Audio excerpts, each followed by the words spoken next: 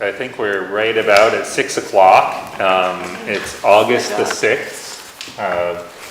Welcome to August, everyone. And I'm going to call the select board meeting to order. Or not the select board meeting. First, I'm calling a public hearing for the fire truck bond to order. We don't have a lot of people here asking questions about the fire truck bond, so I will try a summary and then Tom will correct me. So there's a bond vote on the 11th of August for a fire truck, and it's a new fire truck that would replace two old fire trucks. One old fire truck, oh, that was two. Okay, and it's a pumper. Yes. Oh, that was pretty random. Good. And the old truck is 26 years old. 26 years old and tired, and that's why we're replacing it? Yes. Okay. So there's a bond out, and it is in the amount of $275,000. yeah, $275,000. Thank you, Alberta, for a new truck. And that was warned. Oh, and also I'll just say, in case anybody's watching, that it's, I believe, still not too late to walk to the town clerk's office and pick up absentee ballot stuff, and you could get the primary, the fire truck bond, and the library bond all in one package with friendly delivery from the town clerk or assistant, and it's a good way to vote. It's recommended that you bring it back now instead of mailing it. Yes. Oh, because we're so tight, yeah, Because so of the either bring timeline, it We're directly. not mailing them anymore, and we're asking that you, if you pick them up, you bring them back to us. Don't try to put them in the mail. But if you bring them back, you can put them in the slot if That it's is after correct. hours. Yep, the drop box. And Drop off, so yep. it's like 24-hour drop off, right, up Correct. until the 11th. Yep. And on the 11th, we are actually having a small polling place Yep, here at the Memorial Building, 9 to 7. upstairs. here. Upstairs here, yep. Okay. And if people are voting absentee, those ballots have to be in by, They have to be here by 7 o'clock on the 11th okay, in order to count. Yep, yeah, 7 p.m. 7 p.m. Sorry, 7 yes. p.m. And the 11th is what kind of day of the week? Tuesday. Tuesday. Voting's always on Tuesdays, you know. Is it always on Always is. Tuesdays? Look at that. Excellent. So, welcome. Any other, Tom, would you Tom, like do you wanna offer say anything anything else about else? your truck? No, I'm good. okay, so I'm gonna close or adjourn the public hearing for the fire truck bond right now. And I'm gonna open the public hearing for the library expansion bond. And Jody Lou Smith is here to represent the library, but I'll again try to summarize and you can correct, or do you wanna?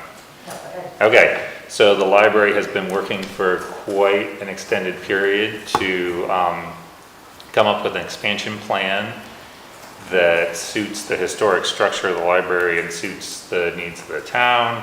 They've done tremendous fundraising and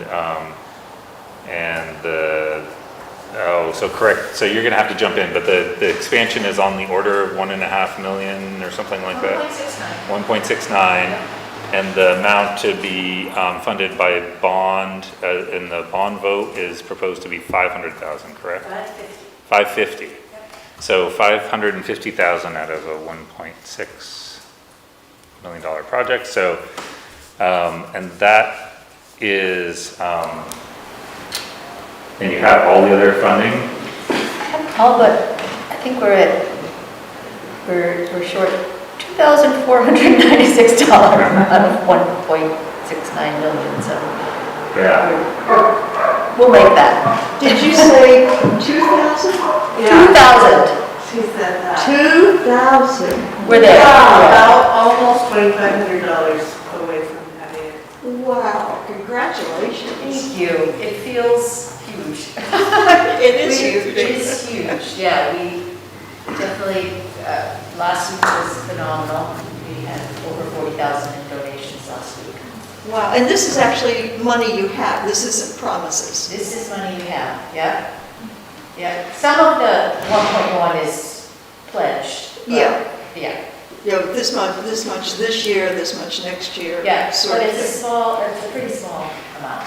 It's pledged, not in hand. Yeah. It's mostly all here.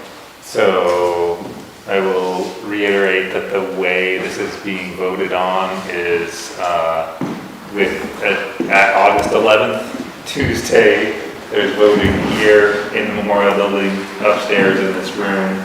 You can still go to Alberta's office, get an absentee ballot, and bring it back on or before the 11th. Correct. Yep.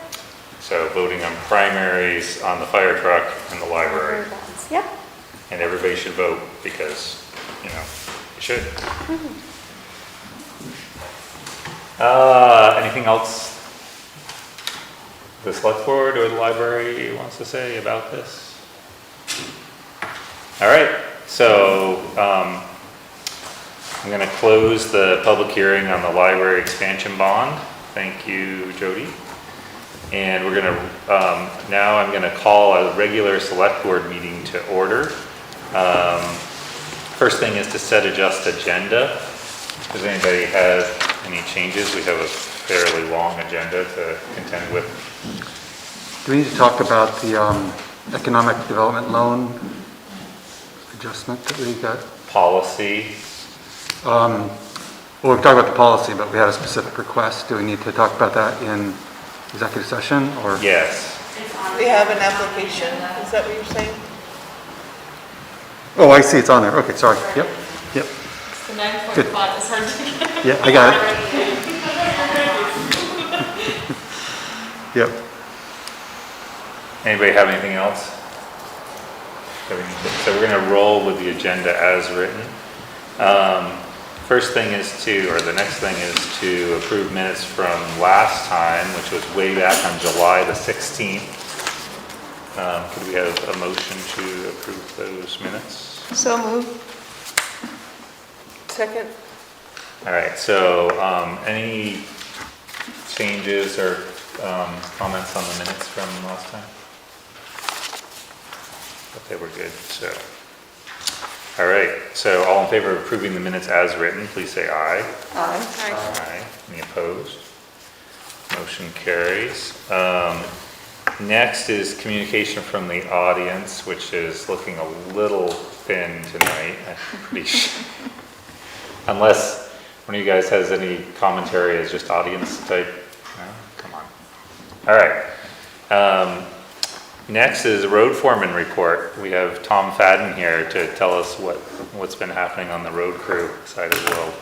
Same thing I told you 2 weeks ago. Nothing has changed.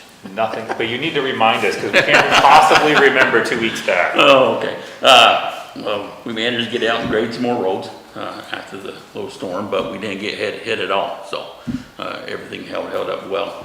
The guys did a great job up on Tucker Brook Road, so that road is complete and done from top to bottom, all the way to Wapanaki, the old blind camp. That entire road is completely done. All we're waiting for now is our turn to get the hydro seeder. Right now it's in Cambridge. They're using it, so hopefully we can get that next week to finish hydro seeding up through there. The boys have been hauling in some winter sand. We're probably about 2/3 away now, full. But besides that, we've been just plugging along. Everything's been going good, so. Yeah, I see some Woodbury trucks helping with the. Nope, they've actually been hauling their own sand, so. Everybody, you know, during the days it's been wet and stuff's been hauling their own winter sand and stuff, so. But besides that, no, everything's chugging along, everything's holding up great. And so. roadside mowing, is it, I've seen a bunch of it, but is it done? Is it still Roadside going? mowing is done. They It did is done. forget a few here and there that I saw around the village. Okay, So I'll have to call her up and ask her if she can come back and retouch those up. okay. Tom, I've been hearing a lot of chainsawing in the middle of the village. Is that you guys clearing? No, it's probably the light department. Mike? Okay. Yeah. And, yeah, so I noticed today that by the river near the Daniels building, there's a whole slew of stuff that's been cut down. Is that, do we know what that is? I would suspect it's us, yeah. That's Okay. where the chainsawing was coming from. Yeah, it must be. Yeah. There we go. Any more questions for Tom? There's one thing I want to mention on the fire department side. I've already called PD about it. I was informed this past weekend that somebody was trying to put donation jars in the stores around here in our name, Walden's fire department name, and for the Maple Street apartments and stuff, the ownership of those. We are not doing no such fundraising, nor is the other people too. So just want to let everybody know. So if you are out there, we are not doing that. So, but I did call PD and warn them about it. So they're all set. That's interesting. Yeah. Okay. Interesting and probably Creative fraudulent. Yes. Yeah, Yeah. okay. All right, thanks, Tom. Yep. Next is Hardwick Police Department report. Welcome back, Aaron Cochran. Thank you. We have, so hopefully none of this is repeat because I wasn't here, but Nick Steller, who was an officer for us, who was supposed to be going into the full-time academy in August, this month, has left for personal reasons. He had to return to his family in Israel. So he has left to do that, so, for family reasons. So we've advertised that position. It's been out, we had a couple applicants, that came in so far for that position. So we've got through collecting applications for that. Officer Savino that went to she's been to the part-time academy, that's done. She's on the road now as well, and it seems to be going well, as well, so, she's here. Is she gonna go to full-time academy? Yeah. Then is that scheduled yet or not? No, Not okay. yet. We were hoping we didn't get notification in time, otherwise we would have hoped to try to have an alternate going into the August one, and it just, Didn't work out. was unexpected, and so it didn't work out, but, so we'll work on getting that in process as well. Let's see, we did have a few complaints, come in, about speeding on Ward Hill and Church Street. So Ward Hill and East Hardwick, and then Church Street here, so we'll, we'll work to address those complaints and get the speed signs up as well, do those. With a forum that we talked about, last month, with Greensboro, Sean and Sergeant Barber, were in contact with the Greensboro rep for that board, and so they, kept things going. So we're looking, when I got back, I emailed him, I haven't heard back from him yet, but, I know they're looking the end of August, for that forum, so. Yep. So I know it's in process, and, I tried picking up where I had left off when I got back as well. So for that, we would assume that once a date is set, there'll be some advertisement of some sort. People will know. Yep. Yeah, we were thinking maybe some flyers and go on the town's websites and stuff. And we'll do it that way. Okay. VLCT, did have a new use of force policy written, for PDs. That's gone out to us, so that's currently in review. So we're looking at that and seeing, what the changes are, et cetera, and how that fits in. So we're looking at that. Some things were just more specific than what they used to be. There wasn't huge changes that I could see, but some things just were spelled out there. So we're working on that. We have also done some patrols. We had some money come in from Governor's Highway Safety for cell phone use while driving, and so we've been doing some extra patrols with that as well. So we have the money till the end of September, so we're trying to do some extra patrols there as well. It makes it a little tough when you're a little short-staffed unexpectedly, but with what we can there, puts an extra cruiser on the road. So yeah, that's what I have. All right. Questions for Aaron? Aaron, can I ask a really quick question about that? Sure. For that patrolling, is that all over Hardwick? Are there certain parts of Hardwick? What kind of funding does that help support? For the cell phone, Yeah. they generally they have mapping, and they like it to be done in what they would call red zones, or zones where they're high traffic, high crashes, things like that. So that's where they really want the patrols for, under those grants, to be done.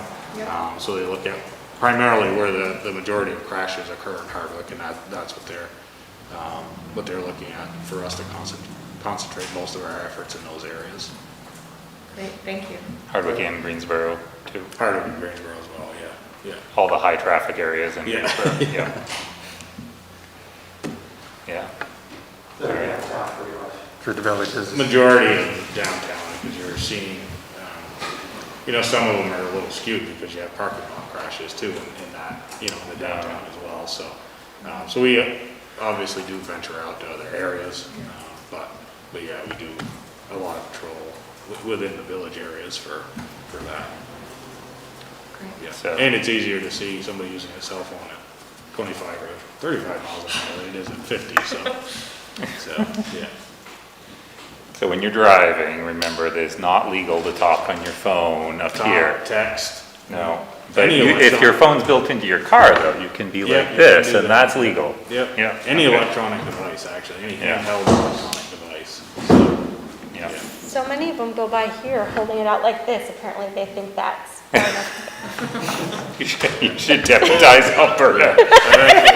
I've actually seen them hold it down. Yeah. They think you're not, and you can still see, The blue because light. they're looking down the whole time, which draws your attention, that, well, they're looking down at their phone and they should be looking straight ahead. What are they looking at? So yeah.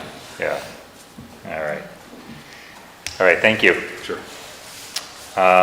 Next up is Hardwick Electric Department report, and we have Mike Sullivan here tonight. We have Vince too, but So I'll I, start with the chainsaw since that's not. yeah, So over the last many years, actually probably over the last 6 years, I've given you bits and pieces about eradicating the low voltage circuits that are left over from the 40s throughout the system. We had them in Greensboro, we had them in Woodbury, we had them right here in the village. We had some in Wolcott, and the guys are actually finishing the last probably 10 sections of line here in the next 2 weeks, and it will be all done. So that will be a huge improvement, improves system quality, service quality, the level of voltage that we actually get into the home. And as I've also shared before, reduces losses on those line sections by 88%. So that's a well worthwhile expense and project that very proud that the guys have gotten done. Okay. Revenues, let's start with that. So our purchase power costs so far for the year, which are 60% of our $7 million budget, are about 6% under budget for the year so far. And our coverage ratio, which we want to nail 100% coverage so that we don't have to buy or sell to the market, we hit perfect. And our average on that target right now is running 102% for the year, so very good.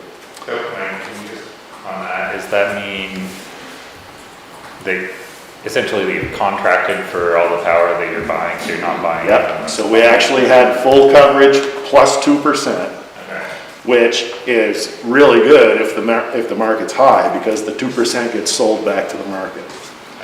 If the market's really low and we paid more for it, then it's not good. That's why you always want to be 100%, but 2% off is excellent. Revenues so far for the year, about $45,000 over budget, or 1.7%. And expenses we've curtailed because we didn't know how COVID was going to affect revenues and stuff, so we backburnered 2 or 3 pretty decent sized projects. So we're under on expenses by about 6%, or $160,000.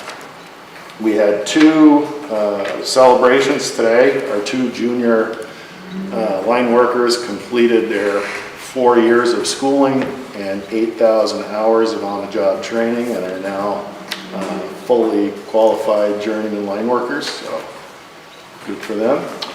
That's Tyler Kirkpatrick and Nick LeBlanc, both reached that level. So that's kind of it's a universally accepted level in the power industry that once you're a first-class lineman, you can go to any company anywhere in the country, and a first-class lineman is a first-class lineman. So it's kind of they've reached the hallowed ground, I guess. They're very proud of, and I'm very proud of them. Couple things, we're behind on audits primarily because of our lawsuit with KBS. Nobody wants to do auditing work for us. But I did just sign a contract with some auditors that are going to get us caught up. So that's a good thing, because we really were in a hold and wait until the lawsuit is over before we could get that back on track. Several of the bidders that I've reached out to over the last 2 years just said, you know, until that suit's done, we don't want to get involved with you guys. And I guess I can understand that, but we're back on track with that. A few weeks ago, we lost the engine in a bucket truck. Tom, you're still here. You ever have any of those Max Force engines? Actually, we did, but we never. You got lucky? Yeah. Well, these Max Force engines in these certain trucks are noted to be terrible, and we had one blow up. And then 2 days later, we lost an engine in another truck. So we were scrambling to have enough trucks to keep the guys working. Our sister municipal, Orleans Electric, loaned us one of their trucks. So that got us back going, and I bought a spare truck from Jacksonville Electric down on the Massachusetts-Vermont border, another sister municipal, so we're back on track. That said, we'll probably be going for a new truck next year. Do you guys, you have a capital fund for equipment like that, or are you bond? Since I've been here, we've borrowed, yeah, but I think we're going to be in a position to not have, we can just buy one if we need. If we don't get a Cadillac one, we can buy with what we have. But it might be better to borrow, we'll cross that bridge when we get there. Yeah. Depends on the cost of money. So Wolcott Hydro had a stripped actuator rod at the top of the unit, so we've been offline there for about 6 weeks now, which hasn't really factored much because we haven't had enough water to run anyway. So we had to split the unit in half and ship some parts off for machining and get those all fixed, and it's all back together and ready to run now. As soon as we get some water, we'll get it back online. A couple of weeks ago, we received the certificate of public good for the H11. So the crew, our right-of-way guys, vegetation management, have started cutting the right-of-way down Billings Road. They'll actually be in there with a bunch of heavy equipment going at it beginning tomorrow. So that's well on its way. I think we're missing one, I have to approve one single line diagram, and I'm missing one access easement. Other than that, it's all go, go, go.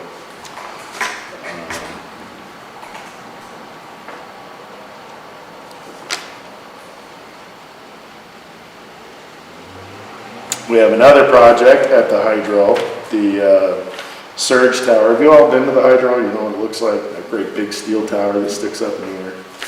That's called a surge tower. And what it does is, if the turbine is running full bore and it's pumping tens of thousands of gallons through that facility in a minute, and the turbine shuts off for a fault on the line or over temperature bearing or whatever it is, it closes that, basically closes the valve at the turbine. But you have all these thousands and thousands of gallons of pressure coming down that pipe, and it can't go through the turbine, so it goes out the surge tower. It actually shoots right out the top.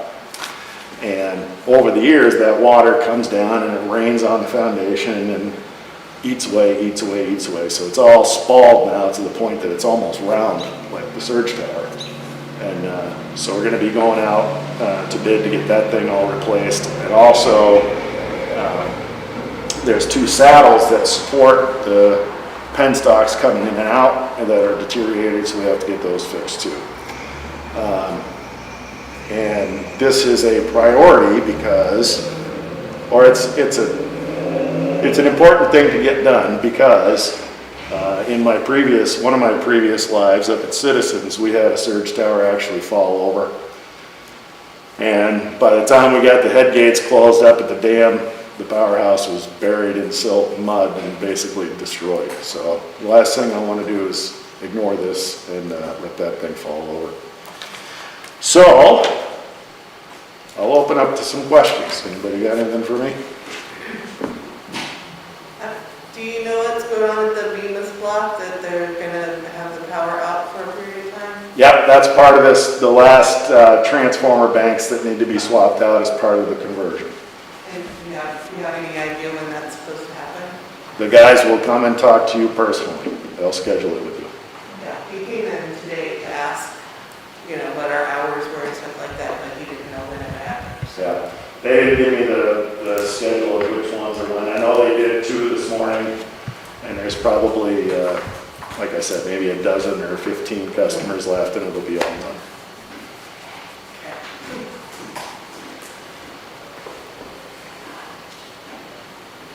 Any other questions for my public hearing? I think I fired away while you were talking, so. It's nice to see you in person, Nick. Well, I'm usually here every other month or whatever, so. All right, so, I guess the only thing I want to mention to you is that we do have, appointment to the HED board scheduled for our next meeting because we weren't able to get fitted in this one for, because we needed 2 weeks to advertise it, so. Do that. Next time, okay. You said, I'm sorry, what was that? We have an appointment to the HED board because we had a resignation from. Appointment, yeah. So we have, there's an open seat and we had hoped we could do an appointment tonight, but I think it was like 2 days shy of being 2 weeks from when it got posted, so. Yeah, anyway, so we'll do that next time. And it's a Hardwick seat. And it has to be someone from Hardwick. Yep. All right, thank you. Next up is item 1, and this is Alberta's part of the show where we need to talk about tax rates mostly. Yeah. And then some housekeeping as well. And then some housekeeping. So, usually when we get together to discuss the tax rate, and I get to tell you that we had nearly a $2 million increase in the grand list, and our town side of the tax rate is in really good shape this year at just about $30 per $100,000 of value. I'm usually really excited about telling you about the tax rate. But this year, it turns out that the school rates increased considerably more than I think we expected them to. So the first rate, the homestead rate for the school, actually increases $102 per $100,000 of assessed value.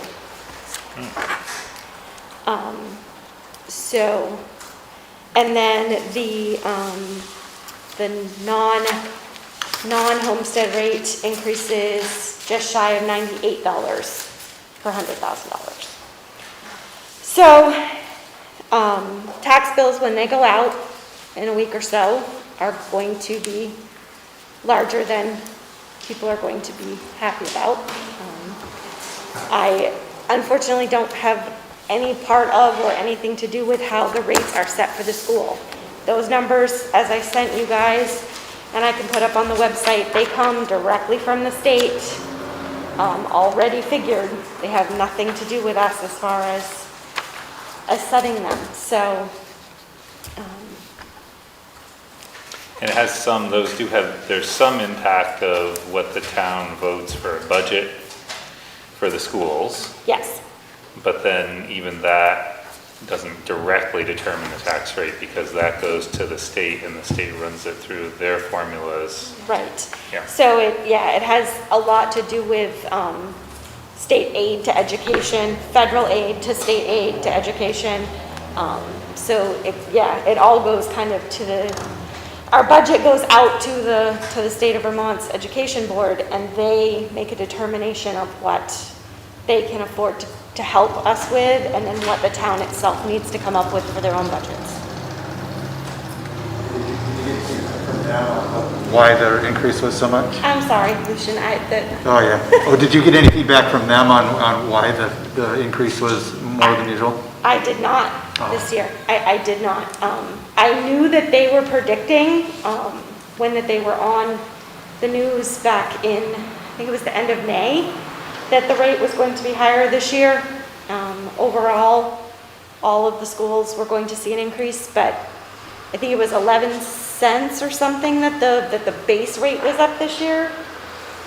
Not 100% sure I'm right about that number. It was a while ago that I saw it, so I apologize. But yeah, the base rate was up, so.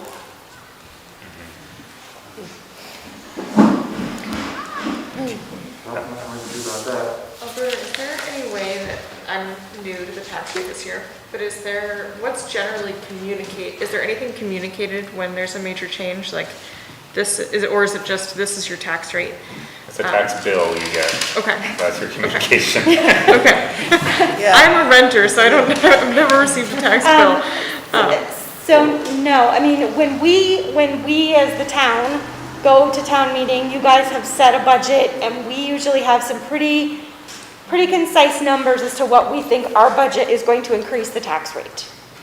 And we're pretty close to right on almost every year. Here, give or take a little bit. I mean, we had a little bit of an increase in appropriations this year and voted on the floor. So, that does affect it a little, but that side of the tax rate is usually pretty well figured. But unfortunately, the school side is not. They wait until all of the schools have passed a budget, usually. And again, then they have to figure in what the state is going to pay towards schools, what the feds are going to give the state to put towards schools. And then they come up, I guess, with a dollar amount that the towns need to raise themselves.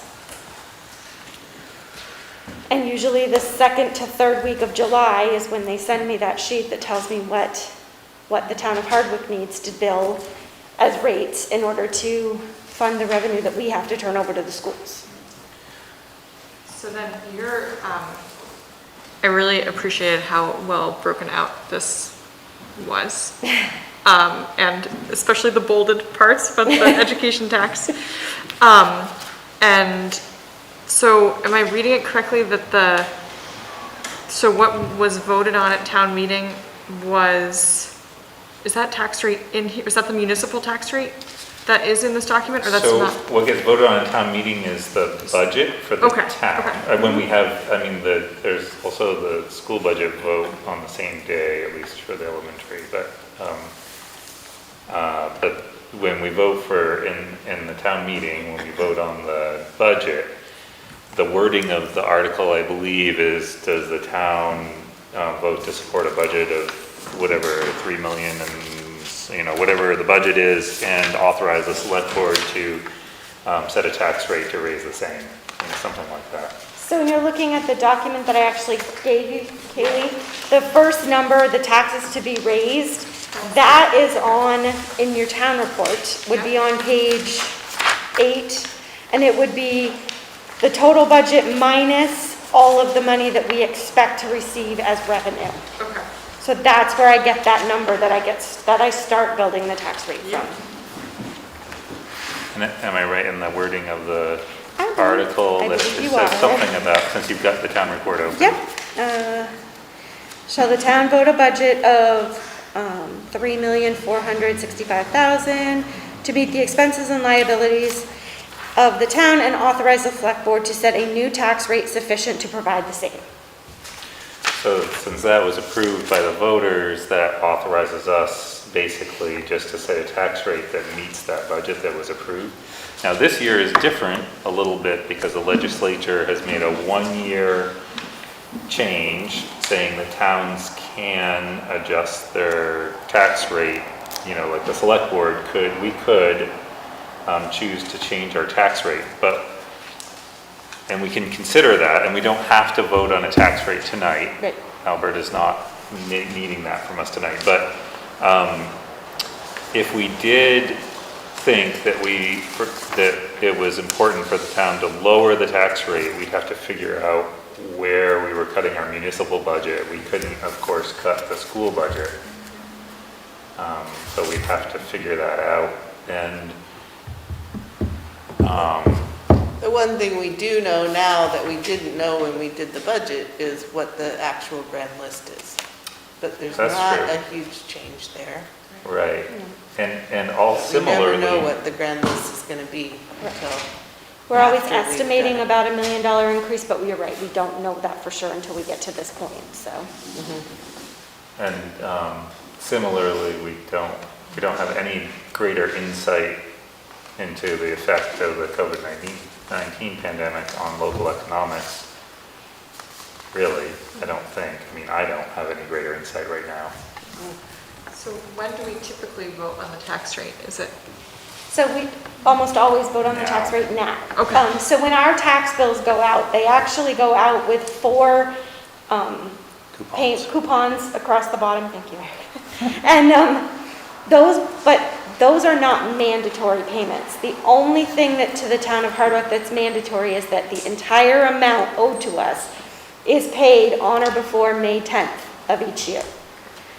So what we find is that we have a lot of people who follow those coupons and who are anxiously awaiting this tax bill to get out to them so that they can start paying it quarterly. But it isn't mandatory. The only thing that the legislature says that's mandatory is that you have to have bills out 30 days or more from the day that they're actually due, which would mean that we would have to bill more than 30 days before May 10th. We used to have an option to get a discount if you paid. Paid in November. Yep, but then there we used to be a voted- 3% We voted to get discount. rid of that. Yep. But we Not kept we, the select board, we, the town. No, we, the town. It was on at a meeting, I think about 8 or 9 years ago now. Is that long? I think so. Okay. In some ways, what we're doing now is a little bit of a ceremonial thing, because really it was almost decided kind of in the fall when we voted on the budget. right, And you know, there's always steps along the way, but like now it's not like a big, Yeah, there's not much you can do. Like, if you don't want to, basically, if you don't want to change the budget, yeah, you set the tax rate to raise the money for the budget. right, right, It's basically your choice. right. And most years, it's not even a choice. Yeah. Most years, it's, Correct. It's the been town voted voted at town meeting. at town meeting to do this and directed the select board to set the tax rate to meet the same. Right. So most years, we don't even really, like, we talk about it a little bit and then say, oh, well, you know, there isn't really a choice here. It's just something we need to do. This year's a little different in that there is a choice, but it's unclear what we would, to me, it's unclear what we would do and if we need to do anything. And what Alberta was saying and showing us is that the majority of the increase is from the education Sure. fund anyway, which we can't do anything about, We so, cannot. yeah. Yep. So it is kind of the way it is to some degree. So, Albert, I don't know if you want to talk about the ambiguity about state aid to highways. So I did send you the tax rate in 2 different ways. One was with the estimated amount for state aid to highway being what we would have normally see.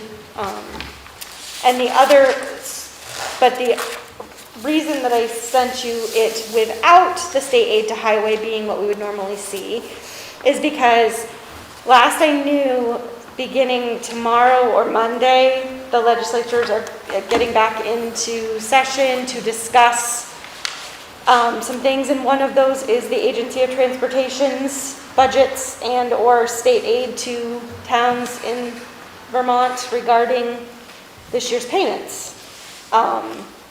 So it's a little bit unclear at this point how much we will receive in state aid to highway. We normally receive somewhere around $146,000. We have received one payment from them already. They did send the July payment on schedule for $37,000. But it's not an absolute that we'll get the entire amount. So the tax rates, as I sent them to you, gave you kind of two options. You could do it planning on money coming in that we normally get, and the other side of it was taking that money out and setting the budget and the tax rate based on what was voted on at town meeting without that revenue stream. I'm not sure what to say at this point about that. I mean, I definitely can't imagine that we won't get something more from the state of Vermont toward our roads. I just can't guarantee that it's going to be the whole $146,000. So, oh, sorry. Yeah, Go so ahead. it's great, so I think it's important to bring this to our attention and especially in this detail. I think my view is that when the select board, sit around to vote on a budget, I think we should vote on a budget that assumes we get complete state highway aid. If for some reason the legislature decides not to completely fund that and we don't get it, that's what a fund balance is for. That's my feeling on that. But. Am I reading it correctly, Alberta, that there's not like a major difference in the tax rate? Nope, The tax total rate is tax rate? it's a fairly small Oh. difference, Kaylee. Between what and what? Just the total line in both options, without the state aid and then with the state aid, is the total tax rate to be approved is not super different. It's 1.2961 and then 1.3524. Am I reading that correctly? Like those are the, Yep, 1.3524. It does, so when you actually take it and break it down by a $100,000 home, Then it it's- raises it like $87 as Yeah. opposed to $30, yeah. yes. Thank you. So it's Yeah, a difference, it is. for sure. It's noticeable for those of us who are already accustomed to paying a fair amount of tax. It makes sense to me what you were saying, to count on that money. And so in other years, that money, you gave us this because it's an odd year? Yes. And normally you wouldn't. Normally, we would, really yeah, we discuss would it. know that, normally the letter that we get, that I also included in here, Yeah. that this normally says at the bottom that the dates of the coming payments and how much they're going to be for. But this year it says that we might get them on those dates and Right, okay. kind of like cross your fingers and hope. So Right. that's why I felt like we needed to at least discuss it, or I needed to discuss it with you guys, and just so you knew what was happening. Yeah. Okay. Given the number of moving parts this year, I'd be inclined to just go ahead and vote the budget as we agreed at town Or the meeting. tax rate. The tax rate as we agreed at town meeting, and if it turns out to be different, adjust as needed, rather than to try to predict what the state's gonna do, what this school stuff is gonna, there are just too many variables to even begin to sort it out here. Yeah, I mean, I think the only thing we could do is we could say, if we thought the tax burden was definitely too high and not what the voters had expected when they voted at town meeting, or people didn't expect COVID-19 to screw up their lives as much as it did, we could look at our budget and say, what are the things we could postpone, delay, jettison, and reduce a little bit. But as Kaylee pointed out, we're not reducing the school budget at all anyway. And can I just point out, just to point it out? Yeah. The paperwork that we gave for town meeting with appropriations, which is the rate that we're discussing tonight, we were predicting $46.6 worth of increase. And it And we're actually looking comes at out to $30.90. Yes, And that's good. Assuming you'll get state money. assuming we get the state money. But I yes, think we're that's a looking at pretty good $30. assumption. Yes, Something, I mean, again, I don't believe that they would leave us high and dry with nothing more than the 37,000 they've already given us. And the reason that the tax rate actually needs to be a little lower is because grand list went up. Because grand list is higher than we had predicted, yes. That's a good sign. That It is is a good sign. sign. That's a Always happy- good Always good. when the grand list goes up. All right, so, Wiz was indicating that she's ready to set the tax rate. Make a motion. You catch on. Is that gonna work for you, Alberta? It does. You're happy with these numbers? Well, I I would love to mean, say they you were going vetted down, them but I and have you vetted them and I they're believe that they are correct. absolutely accurate, so yes, I even got So- Casey to double check me this afternoon just to be on the safe side, so. You want a motion? I want a motion if that's what you wanna do. What's the alternative? Just say go for it, Alberta? No, the alternative have is to we approve decide the tax rate. next time, but I don't know that we're gonna have any new information next time. I mean, it seems unlikely. Well, So, I'll move that we approve a tax rate of 3.1636 for residential and 3.0602 for non-residential. wait a minute, Or What just, is she looking at? This, why am I looking at a different sheet? I don't know. Is she looking at? Where are the numbers? I mean, that's, it's on this cover sheet, so. So, I think you just, She's looking at the one for without state aid, that's not the one we want. I think you should back up Yeah, 2 pages. to the cover sheet. I think you should withdraw your motion. I withdraw my motion. Excellent. It wasn't seconded. Somebody else can make it. No, you can do it. It's just two, I think it's just, flip a page. Which are the numbers? So I think it's this one. So this is the one that says with state aid, those two, yeah. Okay. So, starting over, I move that we approve a tax rate of 3.1073 for residential taxpayers and 3.0039 for non-residential taxpayers. Do we have a second? to I'll that? second it. Okay.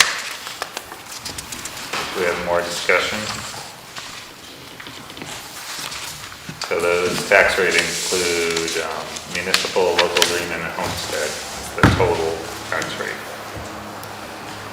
All right. All in favor, please say aye. Aye? Aye. Any opposed? Is it okay if I abstain, just You- because I wasn't a part of town meeting and I don't You can totally abstain, I'm yes? going to abstain. So we have 4 ayes, 0 nays, and 1 abstention, and the ayes have it, motion carries. And thank you, Alberta, for bringing it, and even if all the state funding comes through, it's great to have this discussion, because if it didn't come through, it'd be a hard discussion to have later. Yes. Be like, why didn't we know? yes. Yeah, excellent, thank you. And then the second thing you have has to do with something we sign every year because you have to make us aware. Yes, so the second Questionnaire. piece is the financial management questionnaire for towns and cities. So this is something that the state treasurer and auditors require that all town treasurers bring to their select boards. It basically just explains to you who touches what money within the town of Hardwick offices and how we account for everything that we do. So I'll further say that this is something that we should all read and attempt to understand. And Alberta's here and we could ask her questions. And that's all good and that's what we should do. But when it comes to it, what we actually need is a motion to have one of us, or maybe we should have me or one of us sign that we received it. Because that's the only thing that we're actually required to do is show that we received it.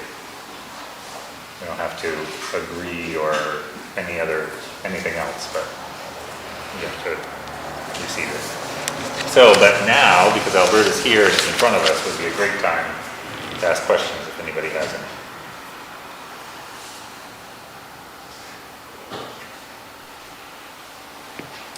Alberta, are there, annual opportunities for financial trainings for select board members? Yes.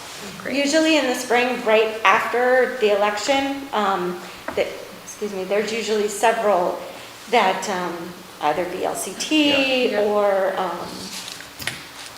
the state auditor's office will put out there that you guys are welcome to attend, and yeah, and they're good opportunities. This year was a little funky. Yes. Yeah, basically town meeting ended and COVID started, so yeah, it was a little hard to. Seems like usually I'm on here as the select board member appointed to sign orders, or I'm not sure what that title is that I have, where I sign the expense reports. It seems like usually I'm on here, but I'm not on here this time. This is the exact same one that I've given you guys for several years, Sherry, so kinda I guess weird. it's not one of the questions. I know you would think it would be, that there would be someone, but You've slighted Sherry. I'm sorry. I don't, Okay. I just. see- I mean, I remember. have an open slot, I could just add a question for us, but, Yeah, but that's all right. this I is the just- formula we get, or the questionnaire we get from the state that we had. Right. It's usually in the minutes of the organizational meeting for Maybe that's in what I'm March. thinking of, That's but where That's we the name. have you down as that person. Does make sense that would be a good thing to have on there, because you are another set of eyes reviewing everything, but this is all they've ever asked for. So So- I would entertain a motion to authorize me to sign that the select board received this financial management questionnaire. So moved. Second, Seconded before it was seconded. Any more discussion? All in favor, please say aye. Any opposed? Motion carries, so I can sign. I think Casey has one also. I was gonna pass these down for All right. him. I've got minutes too there too. All right, so that's good. Thank you, Alberta. Next is discussion about a new date for the 2020 fireworks show that was canceled. Labor Day weekend, Memorial Day weekend. I have such a deja vu about Okay. this. Okay, so basically, we have a credit with North Star Fireworks. They'll hold on to our credit. We kind of tossed around, do we want to do it Labor Day weekend this year? Or they'll just hold it if we want to just wait and do it Memorial Day 2021. And we could do like a little bit larger show because we'd be in a new budget year. We could add the 2 years together and have a larger show, or do it Labor Day. If we do it Labor Day, we have to get permission from Hazen. We're already on their agenda for August 10th because in case we decide to do that, we just have to get permission from them. So what's your pleasure? I'd say put it off to next Memorial Day. Yeah, I kind of feel the same way. I feel like Just we seems like, already missed our traditional day and it's a weird year. And yeah, and Just- school's supposed to start right after possibly, or whatever, and, it seems like, So makes sense just to hold. next year Memorial Day, bigger and better. Yeah. Okay. Sounds great. Is that good? All right. Yay, we could just move right on. I love it. All right, next item is, Do we don't need to make any like motion about that, do we? Is it just a, Now, Okay. she's got it. Okay, Yeah. just The select board generally agreed to put it off until, what is the budget for that? You know, what do we spend on fireworks? Do you know? off the top of Usually your head? around, 3,000 usually. and then there's Oh. often additional donations. And so what kind of happened this year is we, of course, COVID messed us up because we get a 10% credit if we prepay early, like if you pay in January or February. So and it's a minimum $4,000 show. So we paid $4,000 counting on donations that we've gotten every year. Only then COVID happened and we certainly couldn't solicit businesses for the donations because of the situation and because the fireworks were canceled. So we actually spent the $4,000. So what we'll do probably is only spend $2,000 this coming year to be $6,000 between the 2 years. And then I don't know, So we'll have even to see better what to the just wait economy and looks like push before the we credit. decide if we'll solicit for any additional donations. All right, so, but still, stay tuned, next Memorial Day 2021, we're gonna have a big fireworks show. Yes. Everybody will be all excited. Okay, and we won't even have any bugs. All right. So next is item 3, select board to discuss the sign policy for banners and signs on town property. Which also includes the ATD a little bit, because they do the banner over the road for whenever people do that. So we have the new, we have a final draft of the new policy somewhere. I read it online, it's probably in here. It's in there. It's in there. And so it's the same except that it includes the notes from Kristen that corrected a couple of things, and she had a couple other suggestions that we incorporated, and then the notes from Bill Davies and his suggestions and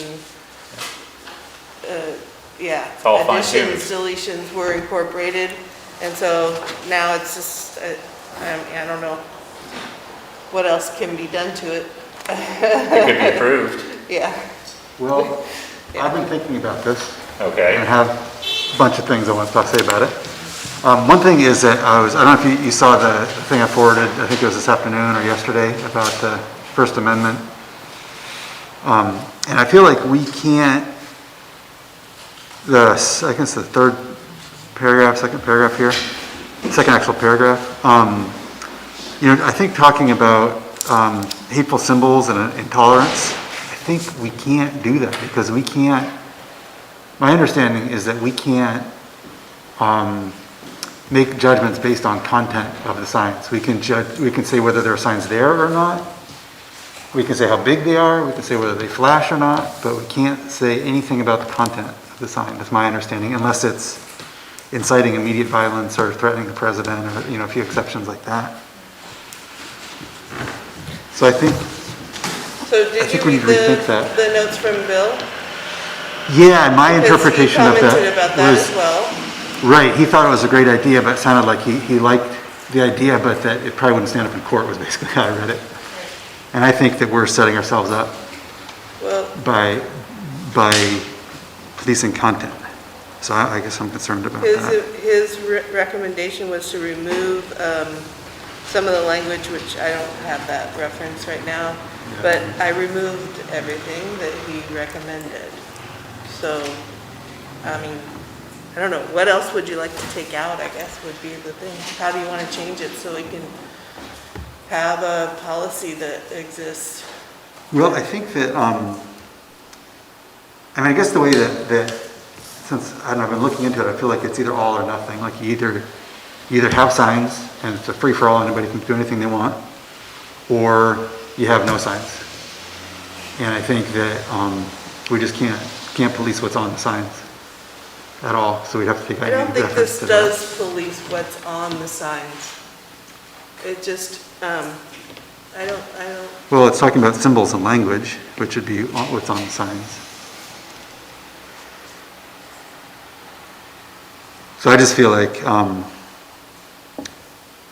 like it seems good when people are saying things that you agree with, but when people say things you don't agree with, then suddenly it hits a sticky point, right? So I guess for me, I feel like that also changes. I'm not quite sure how I feel about this, but it also changes the idea of having signs down there for 5 days. Like with this, it sort of sounds like, oh, they're there for 5 days, but we can take down the ones that have hateful language.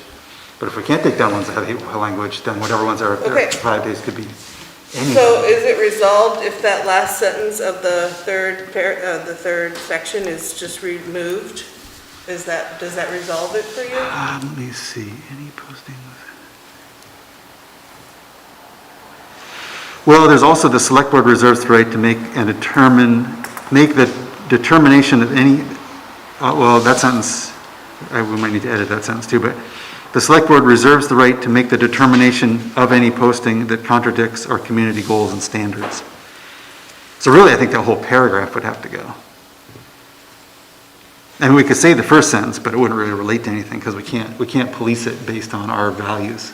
We can only police it based on size, timing, and placement, I think.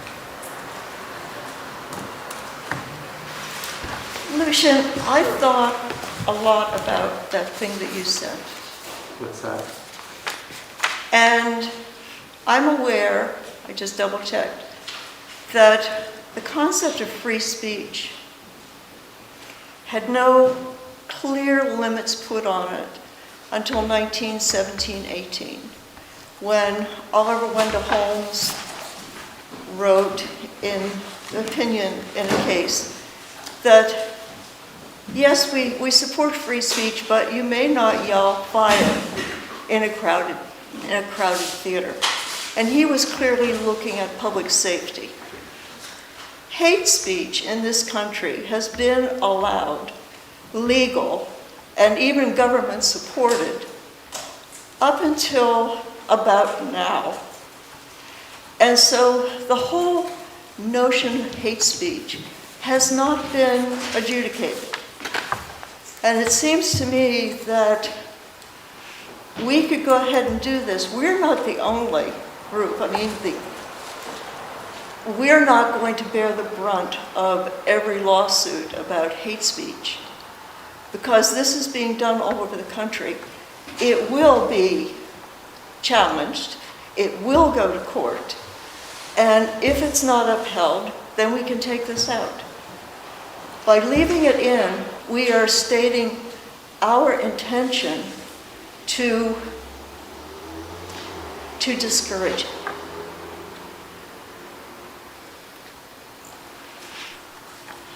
Yeah, I guess that's true. So dependent if we want to be on the cutting edge or forefront of potential cases like that. Yeah. So, just thinking about the reason why we brought this, why we're reviewing this policy is because Sean came to us wondering, and he can't speak here for himself because he's not here, wondering what to do about signs in the Peace Park and signs in general in the community. So my question is, if we're reviewing this, it needs to help him provide clarity as to what signs stay and what signs go.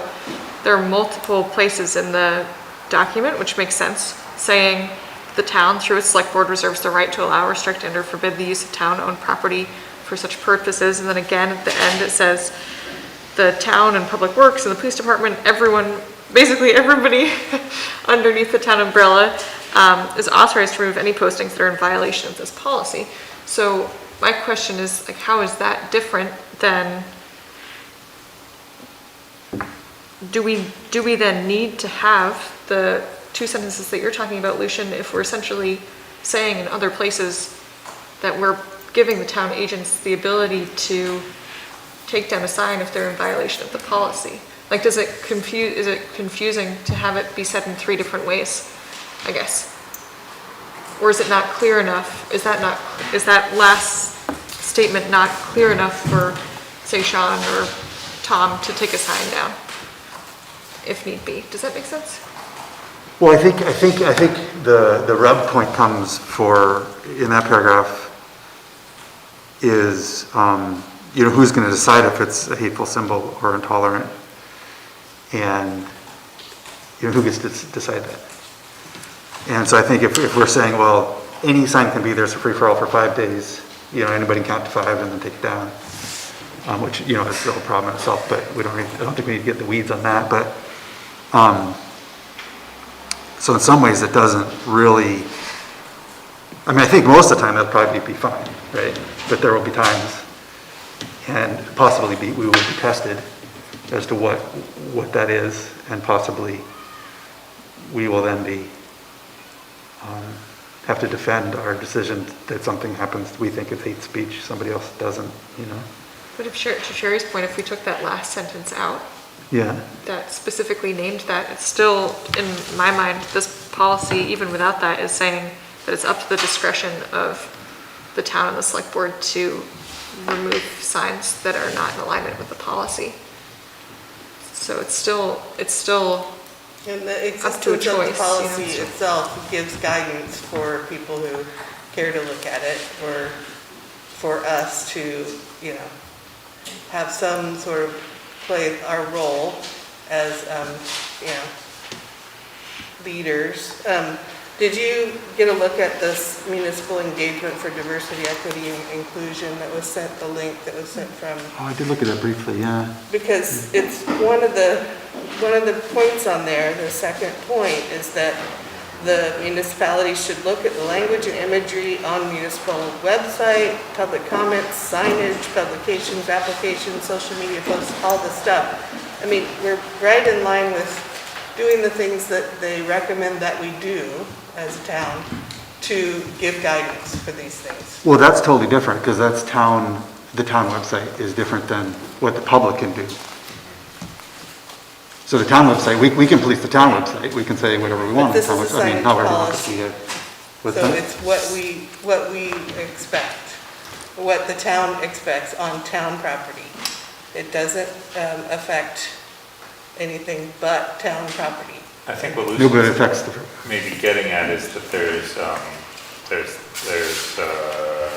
federal law about speech that's allowed Right. in public places that are, so like on sidewalks was one of the examples, right, of like places with people, sidewalks and streets, and people are allowed to demonstrate and speak, and maybe Lucian's feeling a little like this, opening this park to, like, you can have your signs here, is opening that park to that same sort of protection of any speech. Is that kind of what you're thinking? yeah, well, I think, like, so that link I sent was talking about the First Amendment, but then it was also saying, like you were saying, that there are different places where different speech can be made different, you know, it can be, I guess, abridged or whatever you want to call it, depending on it is, you know, like in a public university classroom, there's certain kinds of speech that's allowed and some that's not. But it said specifically in a public park or on a sidewalk, that is considered a traditional place for people to say their piece, basically. And so we can't police content at all. We can police whether there's signs there or not, we can say no signs, but we can't police the Which is content. our old policy. Yeah, well, the old policy said that we could approve a distance. There are no signs unless you come and ask for approval to put up your sign. Right, and then we'd have to be really careful about why we're disapproving a sign that didn't have to do with content. So that's a little dicey also, but here we're specifically saying that we're policing for content, which I think is trouble.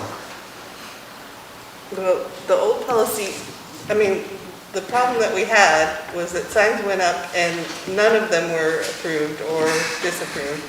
And then they were removed and none of them were approved or disapproved. So I think, you know, the goal was to have some guidance.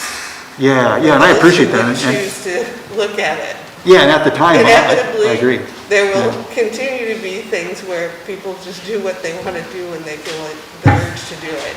Right. But, you know. Sherry, would you feel like, because you've worked really hard on this, Oh.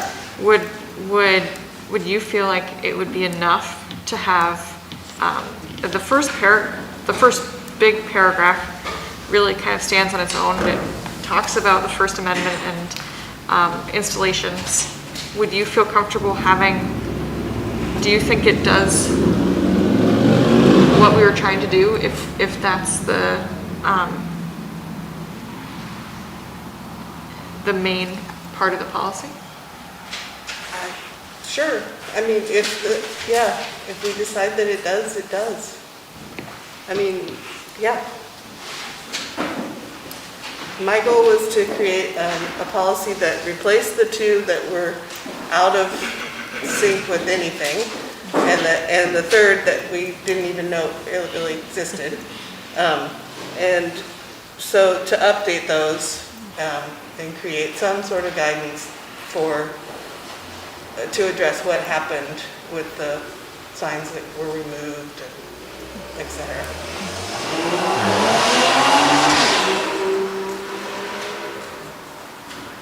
So we can pass whatever you guys want to pass. Yeah. There's the reason why I asked that is because I think that, talking about being a safe and inclusive community is really important. A lot of the language in that second paragraph is used in the an art equity resolution as well. So I'm just wondering if, you know, in my mind, passing the resolution is saying that the town believes in those things. Maybe we could simply refer to the equity resolution here. But the real like meat of the policy to me seems to be in describing the town-owned property, the specifics of the location, the post, like how long the postings, you know, that really is, in my mind, kind of like the direction. So maybe, Lucian, would you feel like if the second paragraph wasn't there, like, is that really the sticking point? Yeah, I mean, I feel like those go in hand, because the thing is that I feel like in some ways, we're saying that anything can be there for 5 days, but then we say, well, only things that are, you know, basically nice can be there for 5 days, by the second paragraph. So if the So if second we delete the second wasn't paragraph, there- then we're saying anything goes for 5 days, like anything. And so we might want to then revisit the other paragraph and say, well, do we really want anything to go down there for 5 days? Or do we want to just say, you know, you're welcome to hold the sign in your hand or whatever. I don't know. I mean, I don't really know what I think about that part of it. I just feel like the other part is trouble.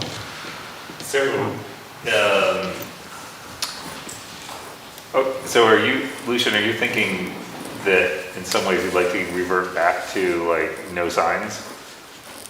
On, like no permanent signs on town property, like?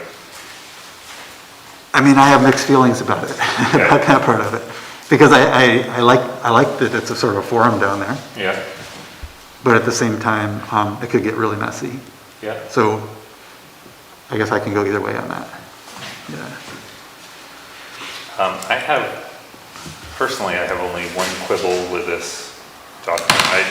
I think that the old idea of basically saying signs aren't allowed on town property and they'll be removed at the convenience of the town is simple and easy and keeps us out of the fray. But I'm all right with this too, if that's the will of the board. The only thing I have is that when I read about where, I think in my mind, what we're talking about is the Peace Park, where the signs currently are.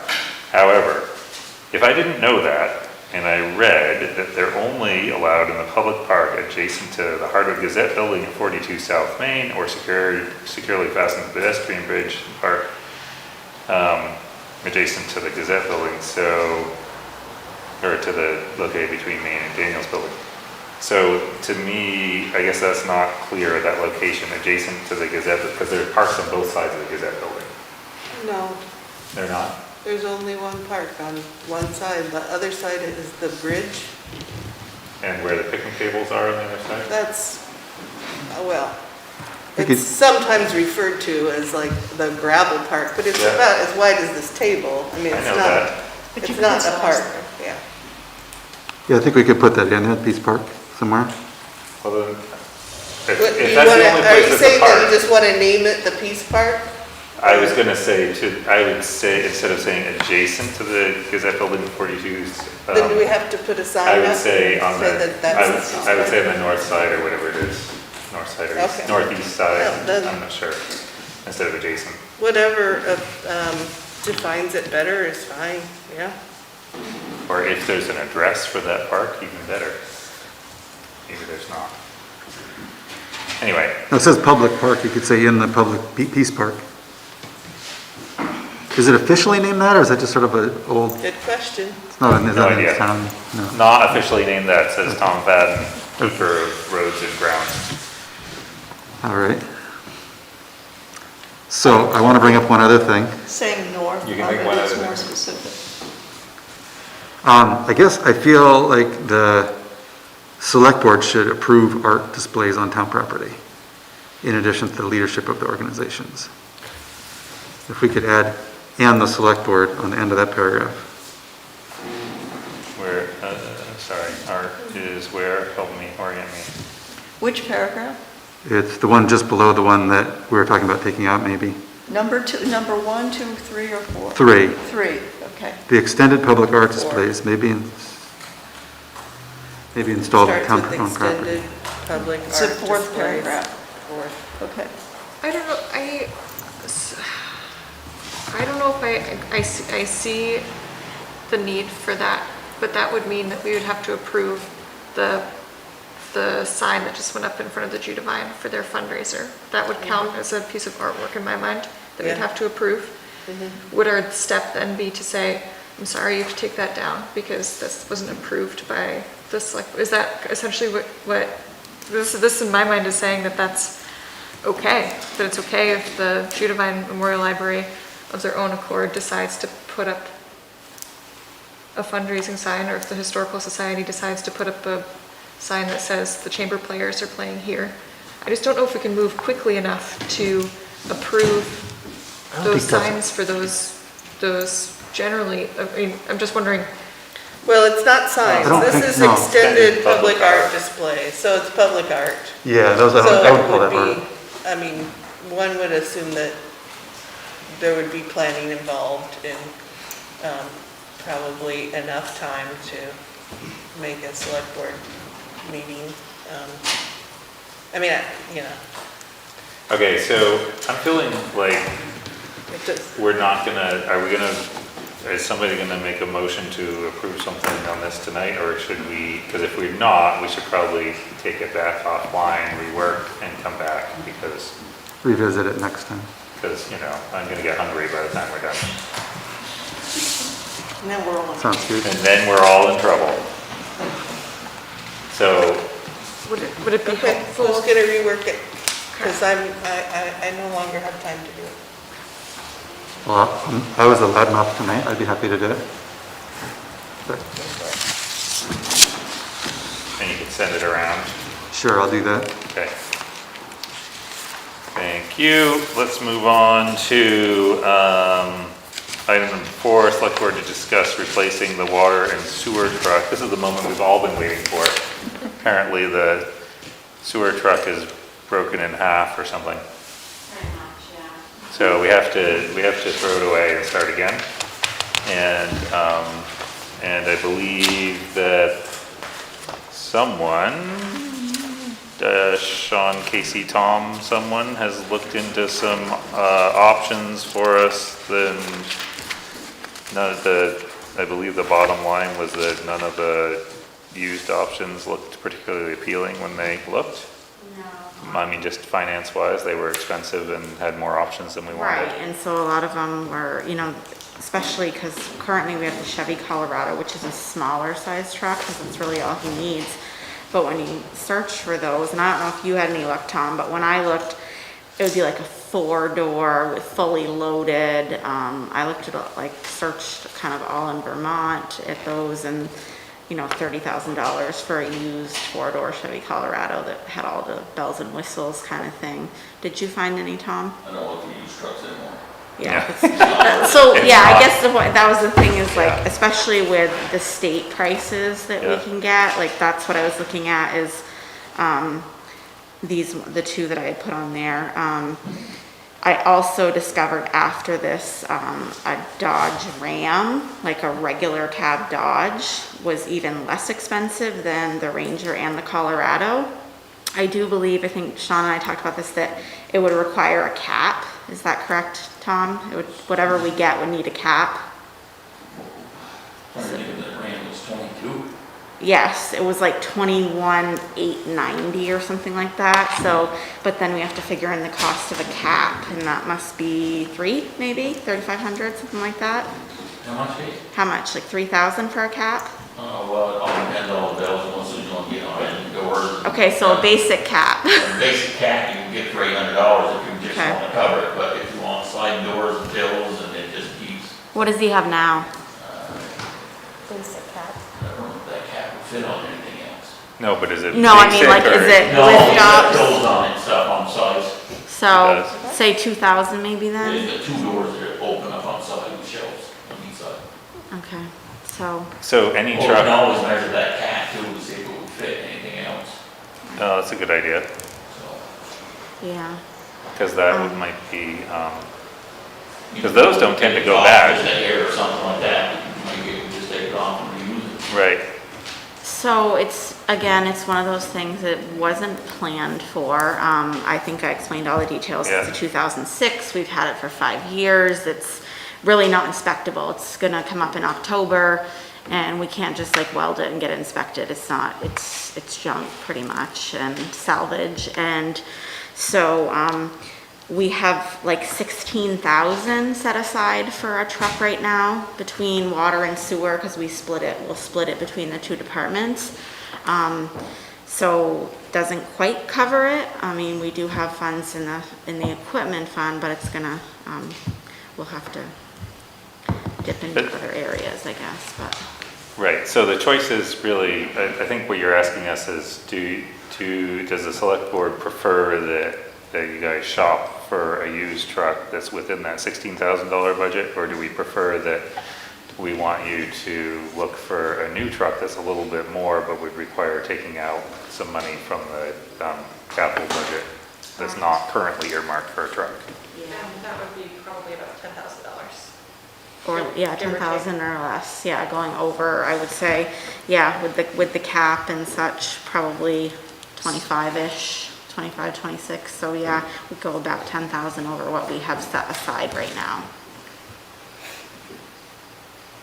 So, if someone were looking for, like, my opinion would be, to go ahead and look for a new truck, find the best deal you can find, whether that's reusing the existing cap, or if it's cheaper to, you know, if like the Ram is cheaper even with a cap on it than something else with a recycled cap, then just figure out the best Yeah, we're gonna. deal look at and the best deal, bring it, for and sure. bring it back to us. Okay. That's, okay, so that's just me. Me too. Yeah, I think that's a good idea. And it seems like those bins on the side and having a real cap like that is worth it, right? I mean, you have all the parts and stuff. You don't want to just get regular cap, you want the cap that you have now, right? Yeah, I mean, it's nice because you just open up the side doors, they've got different shelvings in there, then you get the meters and all the wrenches, and, you know, they're not scattered all over the place, so it works good. Right. So one way or the other, we want to get another, either you reuse that or get another one like it. Okay, so research, figure out what we're gonna get, the best deal, and bring it back to the next meeting, probably. Because if you do get a new truck, it's gonna be about 6 months before it gets in. Really? Oh, Why? Because when you order these trucks from the state, they're plain Jane, they've got the old right down windows. Yeah. And they're more or less a special order, so they order the trucks. I thought though that we had the experience that we said, that we'd gone to a dealer or put out word to dealers and said, look, we're looking at the state bid price, and they'd matched it We with, did that with our F-250. That was- Then yeah. when we went for the F-150. yeah, They didn't want to do it. Nobody wanted to do it.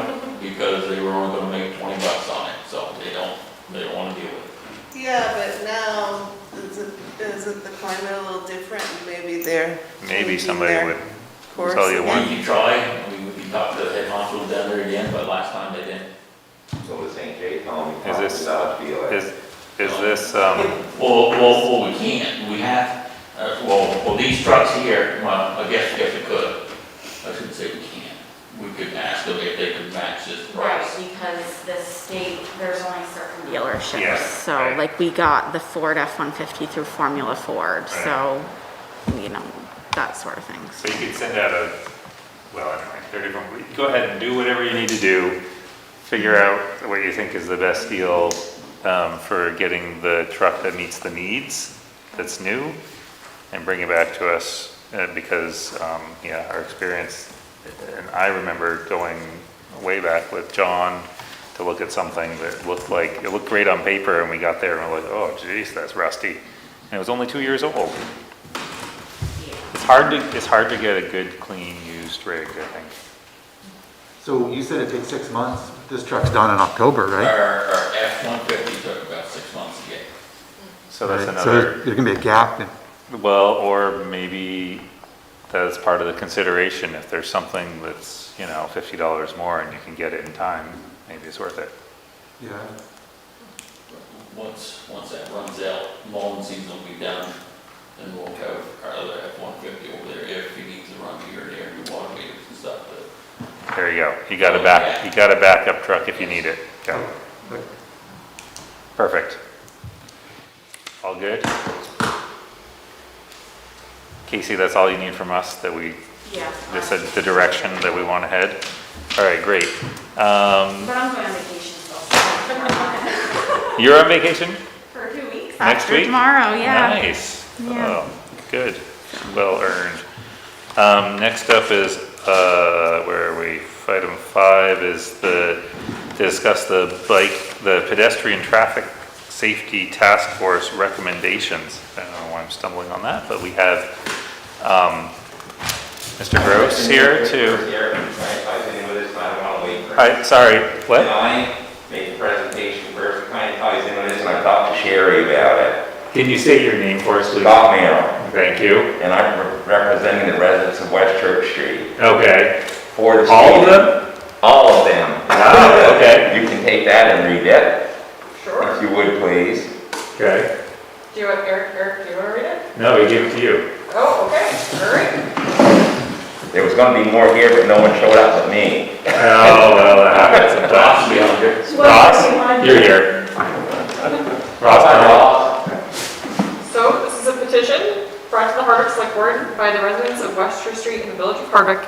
They request that the Hardwick Select Board have a discussion with the Hardwick Police Department to do something to resolve the speeding problem on West Church Street. And there are a number of signatures on the petition. I believe in his report tonight, Aaron Cochran said he had, he returned to complaints about speeding on West Church Street and Ward Hill, and that the police department was going to be moving on that. They haven't moved there lately, I can tell you. Moving the speed. There's no police presence on that street at all there. So, okay, but what we heard tonight was that he's returned, he'd been away.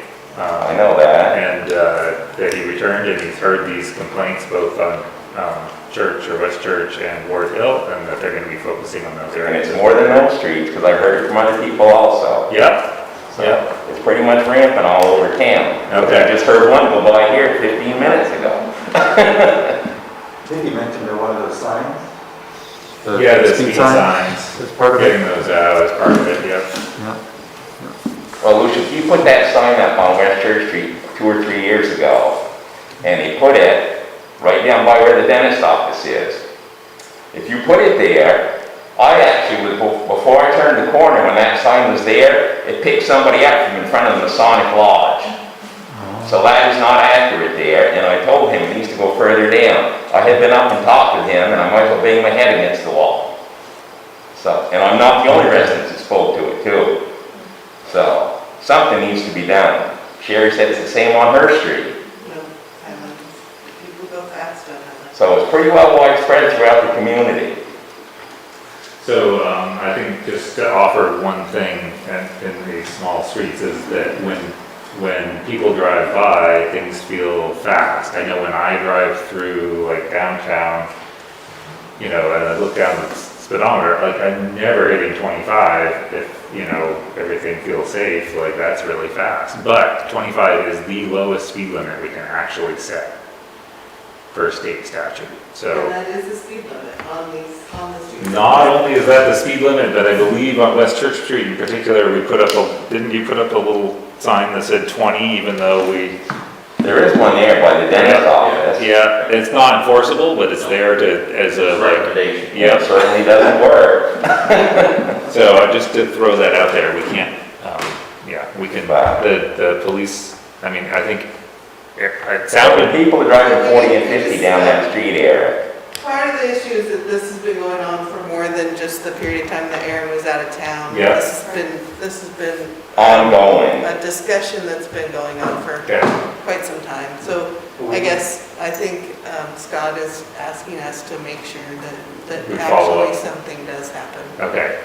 with the speed cart, and with other, I mean, if we need to, and there's even been talk about residents would like speed bumps put up. Okay, So it's that bad. okay.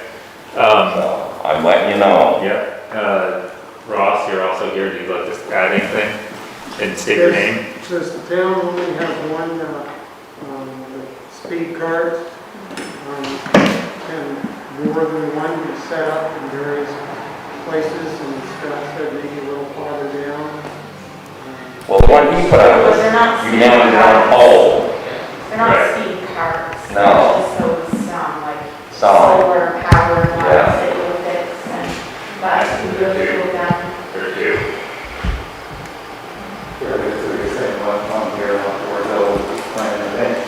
But if they thought of that, they want, you go into Danville, they got one, it's currently coming into their village. So the Roger Woodbury has them. Have we thought about getting permanent ones? We have talked about, we haven't talked about it in a while. It's part of, Dave, there's part of the presentation about that we're just going to talk about. Yeah, maybe we should hear that, if that's all right. It is, so I just wanted to come and speak my piece and Yeah, great, thank you for your time. Appreciate it. So, You should stay for the presentation. I might. All right.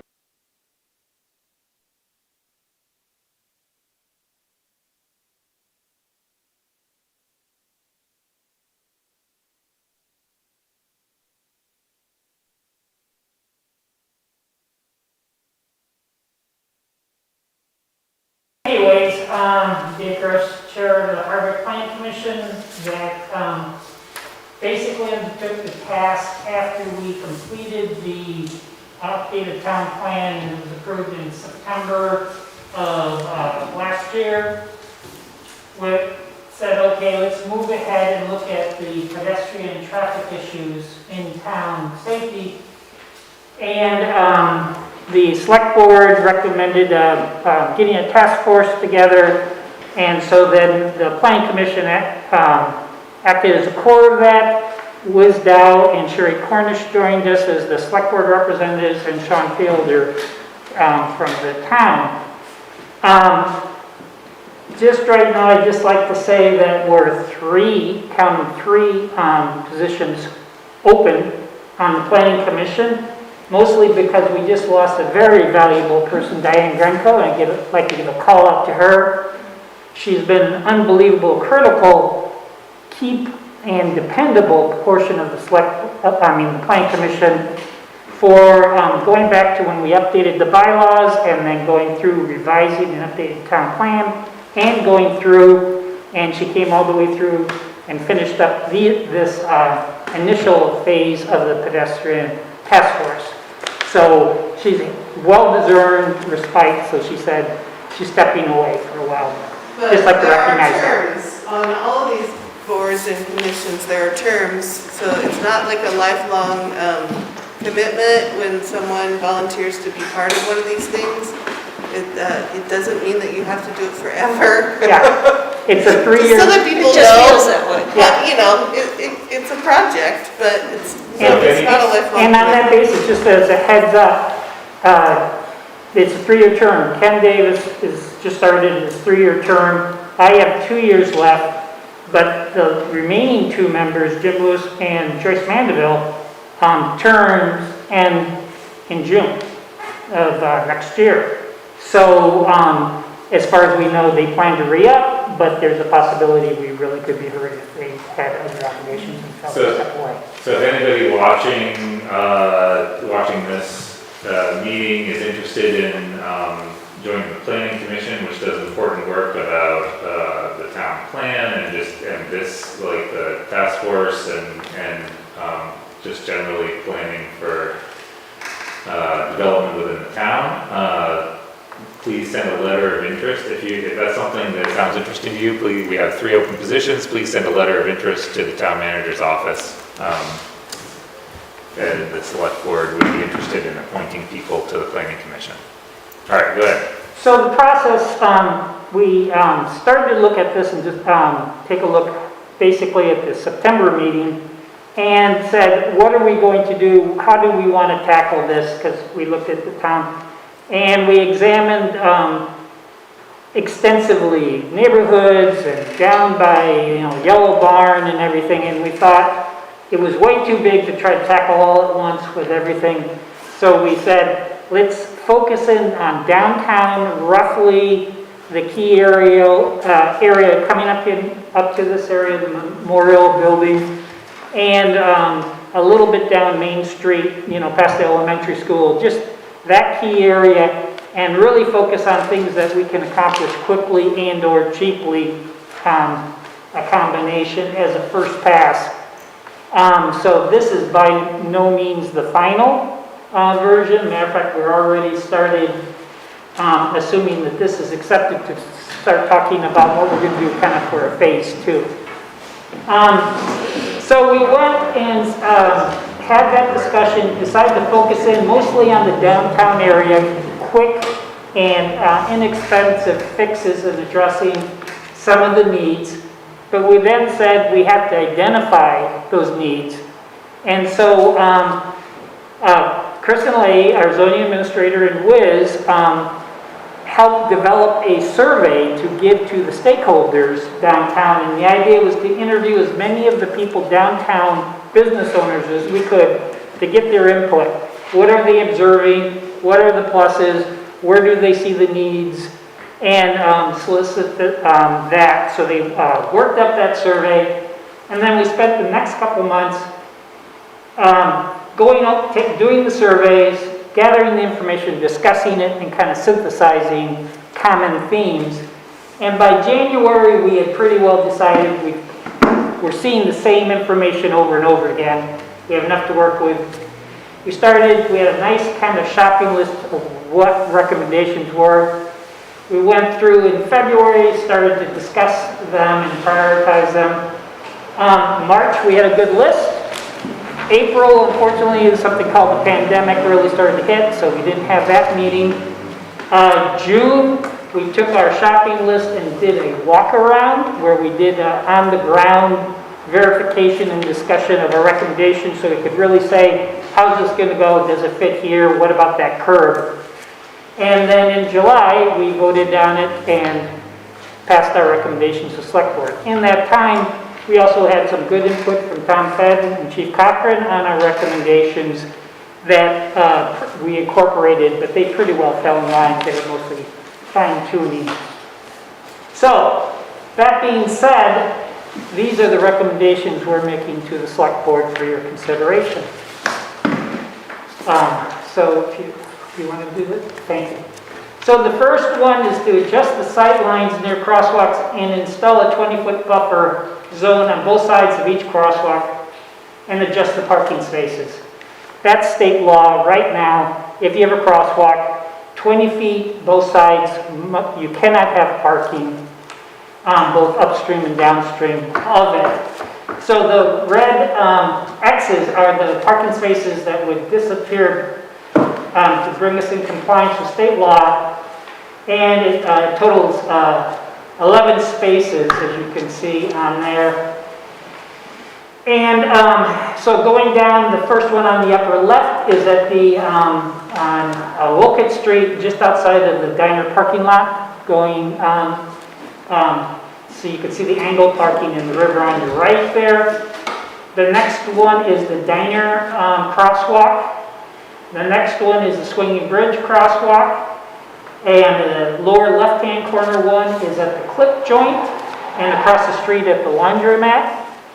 And then that one is actually right outside here across the street at the Memorial Building. And all those are in violation of state law. Well, sort of. Okay, all I said was, this is what it says. And we, So I believe I mean, I'm not a legal expert at all, but my understanding from working through these things before was that you have to come into compliance if you do any alterations to these. well, our recommendations when we discussed it and where we came is we wanted to basically look at the best arguments going with the AOT's recommendations, especially their manual with pedestrian and crosswalks. And those recommendations are based upon safety, and that's one of the key principles we're trying to achieve here. And one of the complaints was people walking out from the cars, you can't see them, and people can't see. And so not only is it in compliance with state reg says, that also would address the issue that we heard time and time again about people coming out and suddenly stepping into traffic, especially children. So that is obviously a inexpensive fix because all you need to do is put an X or something in those parking spots that are already painted and write no parking. And you've achieved that end. Now, as a caveat, if you use a bump out on your crosswalk, that 20 feet becomes 10 feet. And if you figure on both sides, that gives you 20 feet, buys you 1 parking space back. That's just a consideration. Go ahead. Oh, I'm sorry, any questions or anything? Okay, go ahead. Next one, remove the handicap parking spot adjacent to the post office parking area. Designate nearby parking spot as handicap. Presently, the handicap parking space is where the X is, the one we're going to remove. That space is a problem because as traffic comes, you're having people trying to enter and exit the post office parking lot. And so not only are they crossing the sidewalk, there's a light pole there you can see the shadow of if somebody's parking there. They really don't have any view to their left on oncoming traffic that's coming around that curve. And that would give you a better sight line for entering and ease of access in. Plus there are support cables to the power pole which really kind of interfere with that handicap spot anyways. So we said if we take that out, put the handicap spot back on that of those 3 spots, there is a car in the shadow there. That where that H is, that is actually right next to a nice ramped sidewalk access on the sidewalk to go up. So that's actually a much roomier and better spot for a handicap. Do you know, or does anyone know why that handicap spot is there in the first place? Because you referenced the post office, but if in the post office parking lot, there's a handicap spot. So I was just curious if we knew why that one was there, and if so, does it still meet the purpose? I would guess Mary maybe could say, or the, ownership of the building there. I mean, maybe it's... Or the only other, I think, or the next handicap parking spot is up by the swinging bridge. It just might be a distance thing. So there's supposed to be handicap spots every so often? I did not look that up. We just moved this one. We thought it was in a reasonable location. There is supposed to be a percentage, so it's got to be a percentage of however many parking spots that you have. Yeah. So if you have 15 parking spots, I believe it's 2. There's a state percentage. So maybe that's part of it. Even for on-street parking? I believe so. I think there's a percentage of public parking that has to be handicapped. Because the one in the post office is for the post office, Yeah. so you're not supposed to Yeah. park there and go to the grocery store. And what's the difference between, well, let's just move on. Okay, we're removing it mostly to improve the visibility. Yeah. And it's also not a very good spot for handicap because the support cables are going down to the sidewalk. Passenger. So you really can't disembark towards the sidewalk. Okay, repaint the crosswalks in high visibility color. Now these diagrams are from the Vermont Pedestrian and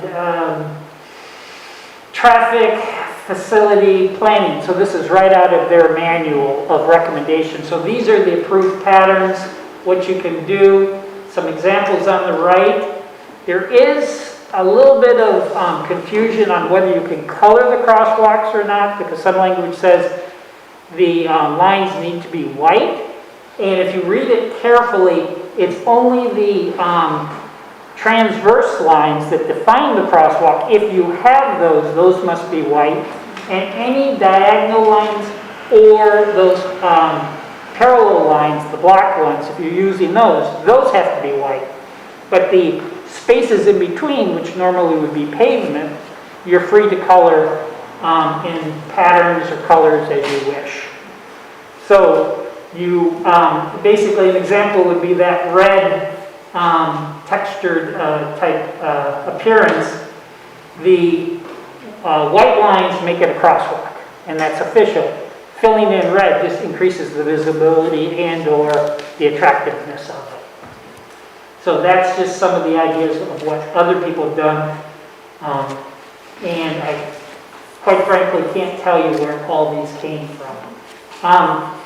They did recommend though, one thing is you see those broad white stripes parallel to traffic. They recommend those because you can place them where you're not getting as much wheel wear, and therefore the white lasts longer if you space them. Okay, install flashing crosswalk signs at the crosswalk connecting the clip joint and the laundry and the co-op swinging bridge location. My understanding right now, you've budgeted 2 of those.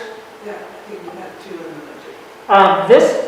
budget. So Sean's checking on the price of them and stuff. So this would be if you decided to do 4, or where they would go if you picked one or the other. The little yellow stars are what we're recommending. Obviously, if you had 4, it'd be twice as good. And the idea, the examples of them you can get with a post, with the arrow, and some of those are solar powered. Obviously, we could have some that were connected to a utility if you so What I don't chose. know is if you price them at 2 sets or 2 signs. We haven't priced them at all. Sean did. Oh, he did. That's how we put it in the budget. Okay. So I just don't know whether he priced it as 2 sets or 2 individual. 1 sign, 1 set. Okay. So then initially you could put them out where you think they'd be best, and obviously putting another one in at a later date just improves it. And so those are just a couple examples of what they look like. Install a speed sign before the village prior to Glenside intersection, and that's pretty much what you were discussing. And so there's a couple examples, and it's very fun because this thing on the PowerPoint, not mine, I stole that image. I steal a lot of stuff off, and they actually got it so it flashes. But it would look something like that, and that's a very similar viewscape you would have as you're coming in, and that's where the yellow star is, just before you're coming up the bend and popping over that little rise and coming down Middle Street.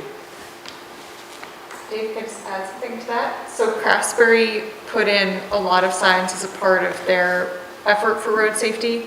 Their, the sign that worked the best, when I helped them with this project, that worked the best was the one that said, "Thank you," when you were going the correct speed limit, and then when you went above it, it said something like, "Sorry, you're going too fast." The one that we put in the village, however, it just had the 2 bars when you're going too fast, and it made, it didn't really help very much. So if you hit 40 or whatever, then it like blanked out. So it became like a test just to get to. Oh, trigger. Right. So just to, Yeah. just a bit of feedback. Well, these are our recommendations. Select boards can figure out the best. Yeah, it's good that you know that. Yeah, yes. The next one is to install signage to direct cars to alternative parking, because not everyone in Hardwick knows where it is, but if you do know, great. If you're not from here, it's kind of hard to hunt it up. So you arrive in town and you're not sure where to park. And all I did is pull off some examples, some of which are quite attractive, that would serve as direction as people are coming in. Main Street looks a little filled or something, or somebody's not comfortable with parallel parking. And if you saw something that said public parking up around here, and you got guided, say, to the public lot across the way from the village market or something, that would be something like that. And I threw it in because I love the fact that they have a bike parking sign telling you, hey, no problem, we got a spot for you up here. Add a street decal or bicycle symbol that reminds people that bikes can and will be in the road. Main Street is a shared lane. It isn't wide enough to have a bike lane. So the little notice on the right is you cannot use those symbols on a shared lane.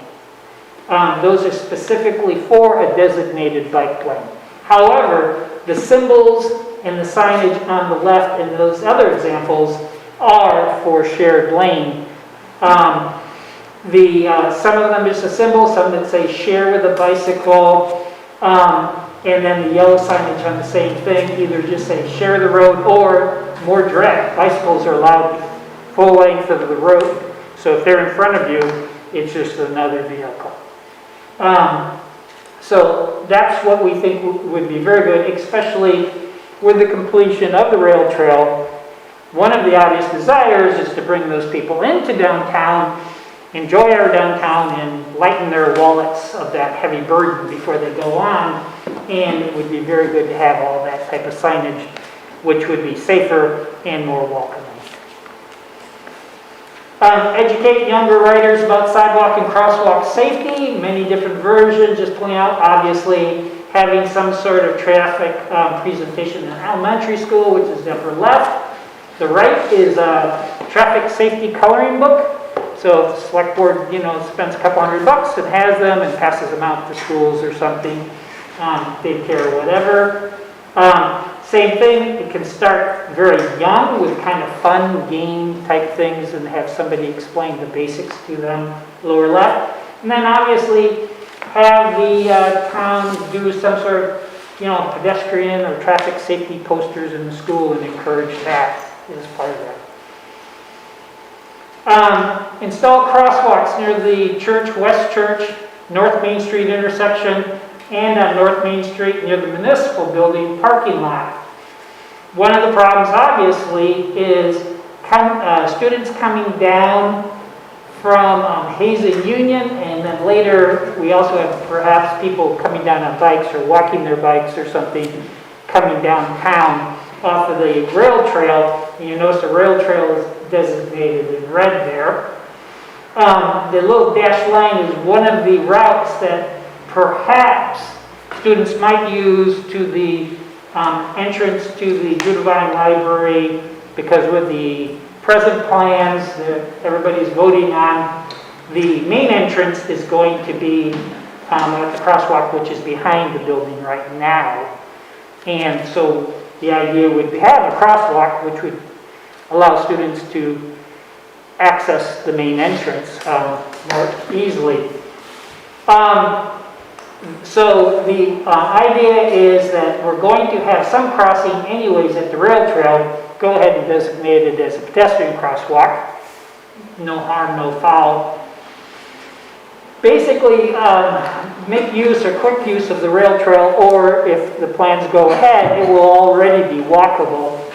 And then perhaps work out a way or a deal to have the, basically that would be the northwest side of the HED parking lot, pull the cars back, put a little perhaps railroad tie stop there so that you had a continuation of walking on stay mat or something to the crosswalk to the library entrance. And that's just a suggestion of one route.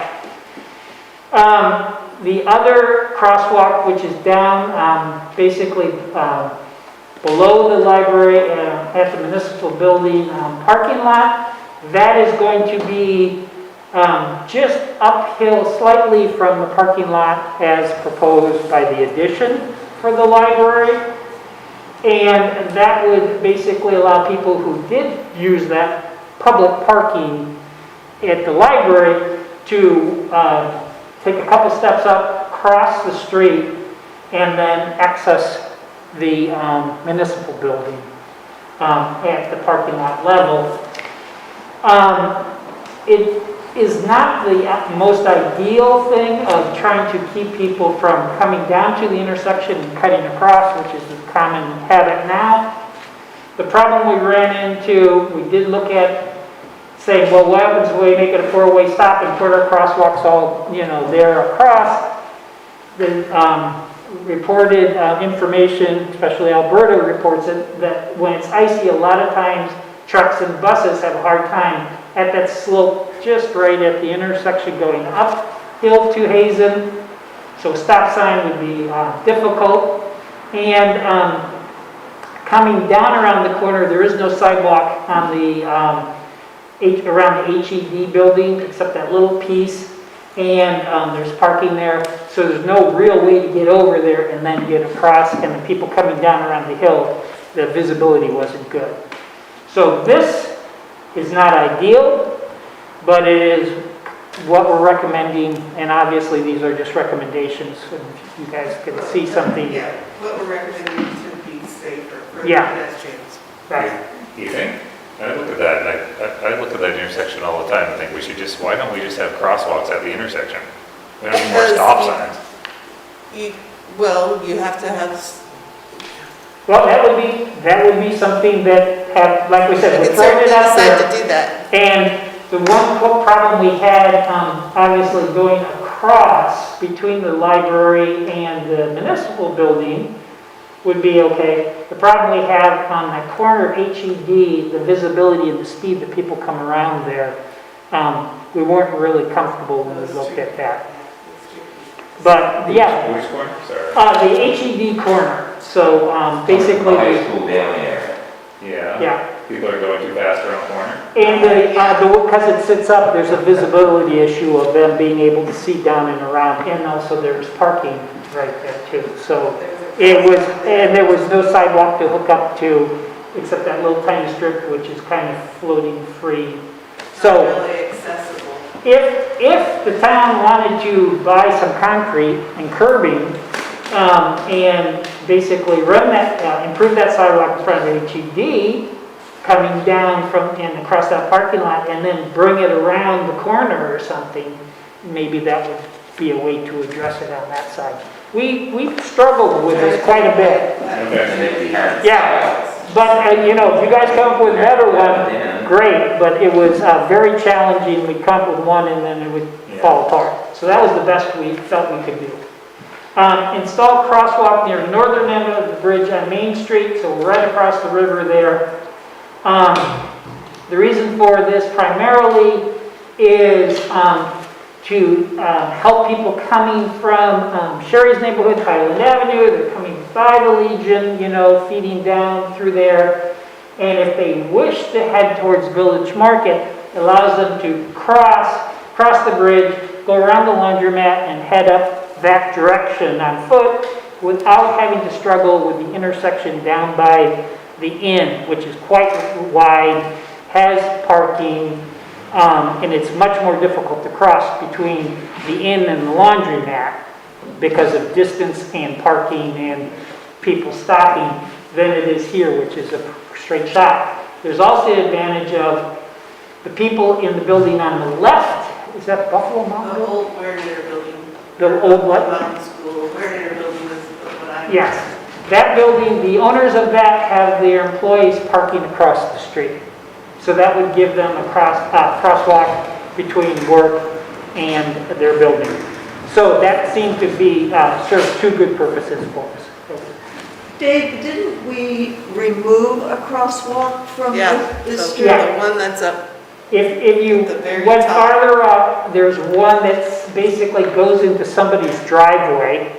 The house right down from the senior center, their driveway has a crosswalk that goes right into it, and it's just off of this, just a little bit Just right top. at the top of it. Could we replace the one up above from the senior center that goes into a driveway with one down here that goes into? down here and the one at the municipal building. So that driveway one. The one you're talking about right now, that won't work. This one right here? It goes right dead center, where you have it goes right dead center into the front of that building. Now, that has to be ADA, which means you have to have a handicap. Okay. Which means you gotta tear up the sidewalk both ways. Their steps come down, then you're gonna have a deeper step way down, so you're gonna have to try to jerry-rig that around. The more you go to the right of that, then you're gonna be screwing up with the Legion, with their front turns and stuff. Well, And the insurance agent too is gonna take part So, of it. well, that's one of the things, and the diagram did show when you do come into a problem like that in the sidewalk, what they do recommend is exactly what you say, is you go out and you take the sidewalk section and you lower it, so it ramps down to that street level or near street level, and the crosswalk goes straight into it, and then you turn and go. So the sidewalk would, if you're walking on it, go flat, and yes, slow down but to it get to come interferes back with up. that business out front, with their front entranceway. I'd have to Right look. where you have that, if you go Okay. out there and look, that goes dead center right Okay, there. and then we might have to shift it. But when Even we if you stood go there, up, then you're gonna be messing with the Legion, with their front porch part for stepping up into there. okay. So, Part of the. We didn't see that. Crosswalk comes from those places. It doesn't come, we don't, yeah, we didn't dream it up. It came from talking to those people. yeah, so if it can be shifted slightly, that's what I'm saying, that's where I recommend. I can't say because in this image, I'm not sure. When we were standing there, it looked reasonable that we realized we'd have to cut the curb. But what you're reporting right now might be a problem. Well, That would be an area we'd have to take a closer look at, and if that is the case, it's gonna have to be shifted or dealt with. If it isn't, then it isn't a problem. This is a problem of people leaving the parking lot and doing a diagonal right across the intersection, one of our most dangerous intersections in town, or exciting or interesting intersections. Kind of hard to find. So the solution, people recommended, install a fence near the village diner to prevent pedestrians from traveling over the bank through the intersection, and place the fence near the parking area instead of on the road so it doesn't interfere with the visibility, especially the stop cars looking around the corner. And so that's just a rough, dotted line of something that would be, just right at the head of those cars with a little bit of room for snow. And then that type of barrier, picket fence or something that's attractive but difficult. You can't stop anybody who wants to pole vault it, but that's a way to basically dissuade them, hopefully. And it's hopefully long enough that by the time they get to the end, they're staring right at the crosswalk in front of the diner, and it's logical to cross there. At a crosswalk to Cherry Street area, this is where the United Church of Hardwick. There's no crosswalk nearby. You have to go all the way down to the elementary school. And sidewalks there. And this just appeared to be a good place to put one to facilitate crossing. What is that intersection? But there's a handicap parking right in front of the church. Then maybe move it. I don't know. Or you could obviously move that if you so choose, away from the intersection. Install bike racks at the municipal building, town-owned lot adjacent to the cliff joint and swinging bridge. So there's the municipal building parking lot, and that is the cliff joint parking lot, which is a recommendation we have later on also. And that is the swinging bridge area that's by the diner. And there are some ideas of different functions that people have used, some for just a few bikes, some for quite a few. And then the low right, we love because it obviously is a piece of art, which is also a bike rack. And it turns out that there is grant money for art and communities, pedestrians, specifically to use this kind of functional art. So To me, the second two make a lot of sense, like the clip joint parking lot and the downtown. But why the memorial building? The feeling on that was, first of all, somebody's coming to do business at town offices and jumps on the rail trail and bikes in, it's a place to park, just like parking out front. And obviously we're encouraging people to bike or bike from wherever and come to their select board meeting or the planning commission meeting. But so that would be the equivalent of having parking out front. So not everybody's driving a car. The idea is to encourage that. The other idea was if people are coming down off the rail trail and they intend to shop, it's one of the first places they come to. And if we have a sign saying bike parking, they can park their bikes in a very visible area. It's obviously the municipal building, so it has a high security factor. And they just walk downtown without their bicycle to shop and do whatever. So it's one of the first places, if you will, to park your bike after you left the rail trail. It's only a block. Yeah. I'm wondering. I have a question about having racks on the bike trail itself. Yeah, right on the corner of Memorial Park, it seems like people could park their bikes there and walk, and that would be even more obvious, but. Yeah, Or in the historical society. or all of them. This was just Or one. everywhere. This one, if nothing else, then would be, somebody comes and rides in, and has business at the town offices, and they didn't drive a car, which they park on the street, they would park their bicycle at the bike rack. Yeah. Install stop, wait, and wave signage at crosswalks. I guess this is quite popular and successful in New Hampshire amongst other places. You can't Yeah. live free or die. Yeah, well, they also don't like the die part as much as they advertise. So these are very easy reminders to people, and this is obviously geared towards pedestrians. Pick your head up, you're gonna go across the street, and it is a pretty cheap and easy way to get the pedestrian to be as responsible as they can on their I crossing. think this is most important for people coming off the swinging bridge. That's where I see the most people just like walking along. Yep. Upgrade the town's parking area at the intersection of Mill Street and Perry Lane. Parcel could be leveled, spaces could be delineated, a bike rack could be installed. The street view, and this is true, it has a distortion effect, going off, so it's not as good, but the aerial view with the arrow down there, you can see, it actually has quite a bit of room there. If you notice, those cars are not pulled up snug against the building, and you still have quite a bit of room coming back to the road. So when I was down there the other day, I took cast an eye upon it again and said, there's actually quite a bit of room here. And that, if I was not from Hardwick, I would assume that would be private parking. So that's one of the things, a nice, perhaps some sort of little delineation, I don't know what, for the sidewalk from the parking area with a nice sign in it or something that said, right here, public parking. That way, clip drawing. Yeah, clip drawings to the right. The parking spot at the end, that's where the employees for the clip drawing park. Well, that's a town policy or whatever you like to call it, or Not a policy. yeah. I'm just saying that ain't my job. Remove parking from the blinking light intersection, Route 1415 intersection. Removing 3 parking spaces will aid in the train truck traffic from the north onto Route 15 East and would theoretically improve the safety of the intersection. Especially large trucks, hauling. As you can see, the cars that would be going and continuing south on 14 are parked, stopped there. So the truck has to clear those.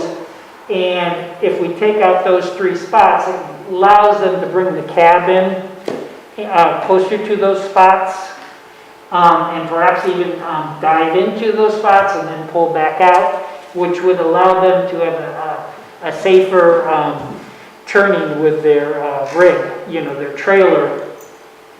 The other side thing is those 3 spots, if somebody is getting out when that's happening, that jams up the entire intersection. And I've actually been there when I observed a large truck coming, and a person got out of the car, I believe it was the middle spot, and walked to the back seat, opened the door, and started to unload a child from a child's seat. Basically in an intersection. In an intersection with the training truck. So now you imagine those cars with their doors open. So we recommend removing those, makes it a lot easier and faster for trucks to come swinging through there, safer. Those first 2 spots we noticed, the very first one's not even technically in the intersection. If you notice the stop line heading basically on 15 East is right at the front of the parking space. So that first spot is not even in the intersection. And the next one really does not interfere with the intersection in any way, sight lines or visibility. So we left those first 2. We decided those 3 would allow the truck to come in safely. And after that, we believe the truck would be lined up and ready to go. And since we're moving, taking out, if the other recommendations are approved, those 2 spots by the clip joint between the 2 crosswalks would be gone anyways. One of the problems that's been observed when people aren't parking there is a car will stop to allow a pedestrian to cross between the clip joint and the laundry, and somebody will cut around to the right through the parking space and attempt to kill the pedestrian. And town meeting day, I almost got hit there too. That was a lot of fun. So the idea would be to put, and Tom recommended there's some approved planter barrier type thing that meets state standards. Put some sort of attractive concrete barrier that would take that parking space away, that would be low enough that obviously it wouldn't interfere with your sight lines. And that way, crossing there, the pedestrian becomes more visible and we don't have to worry about somebody cutting through there. And those are our recommendations. Great. Thank you. Well, thank you for your patience. And thank you, Tom, for your input. Ross? I appreciate the work you all put into that. Just listening to what you're saying and visualizing what's on the screen, it seems to me so much of pedestrian safety is concerns speed of traffic. And I just wonder if it wouldn't be in the town's best interest to start putting up go slow, children at play, pedestrians, you know, the things Kaylee referred to and referenced in Craftsbury, you know, coming down the Hazen Hill before some of these areas, crosswalks, that we need to get the drivers, the motorists' attention, and, you know, let Hardwick get the reputation that you better slow down when you come through Hardwick Village. It's not a bad reputation to have.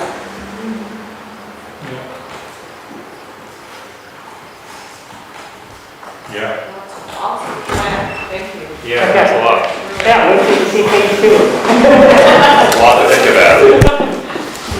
All right, and so I guess next time or some subsequent time, we can go through what we have funding for, what we have the ability to do that doesn't, you know, take a lot of funding and that kind of thing.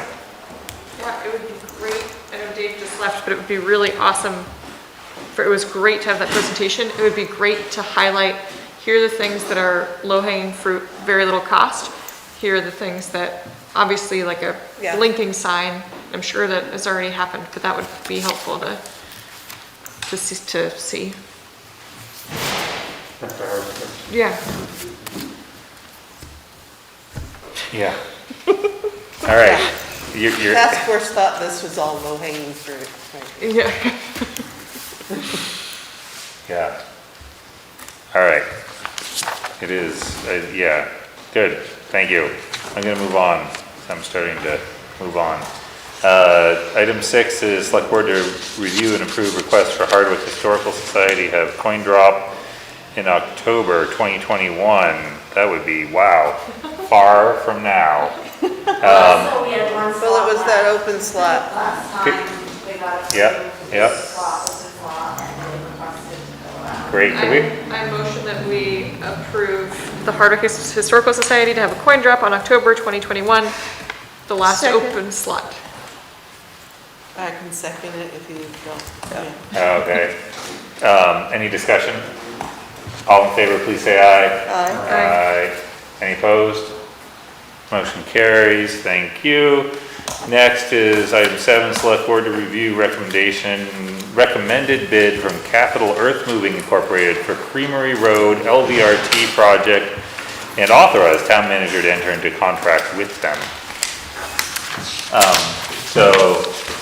As folks may or may not be aware, this has been going, they're headed for, I don't know, a decade or so. There's been a project to do some parking over by the town garage. It's been, right, Tom? It's been a decade or so. And this is the the dregs of an earmark that came to the town of Hardwick to build a bike path, which we never managed to do.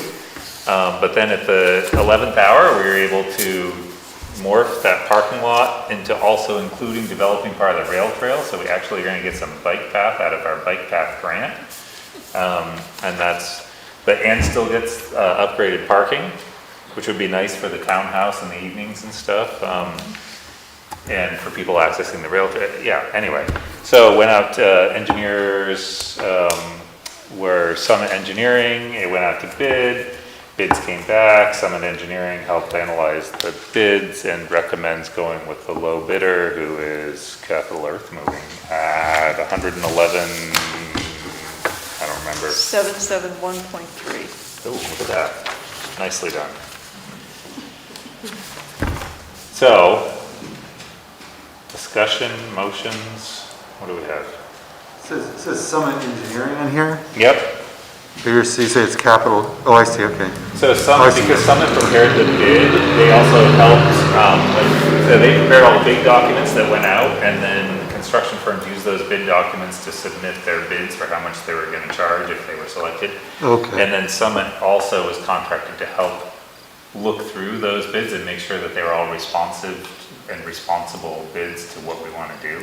Okay, I see, that's why. So they wouldn't okay. have, so for example, if the low bidder like omitted some part of the project or like was totally not in line with what we were gonna do, they wouldn't have recommended the low bidder. Right. Or Okay. if there was some reason, other reason, but as it turns out, the low bidder responded to everything in the bid. They're also on the V-Trans at the ready list. I think that says there somewhere in here. So. And how does this align up with our, what we expected? I forget what the.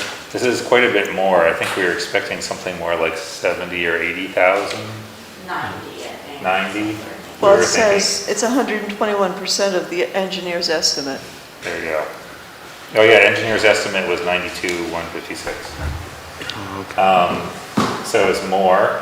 And then on top of this, so this does not include the town hiring an engineer to oversee the construction people that we contract with to actually do the work.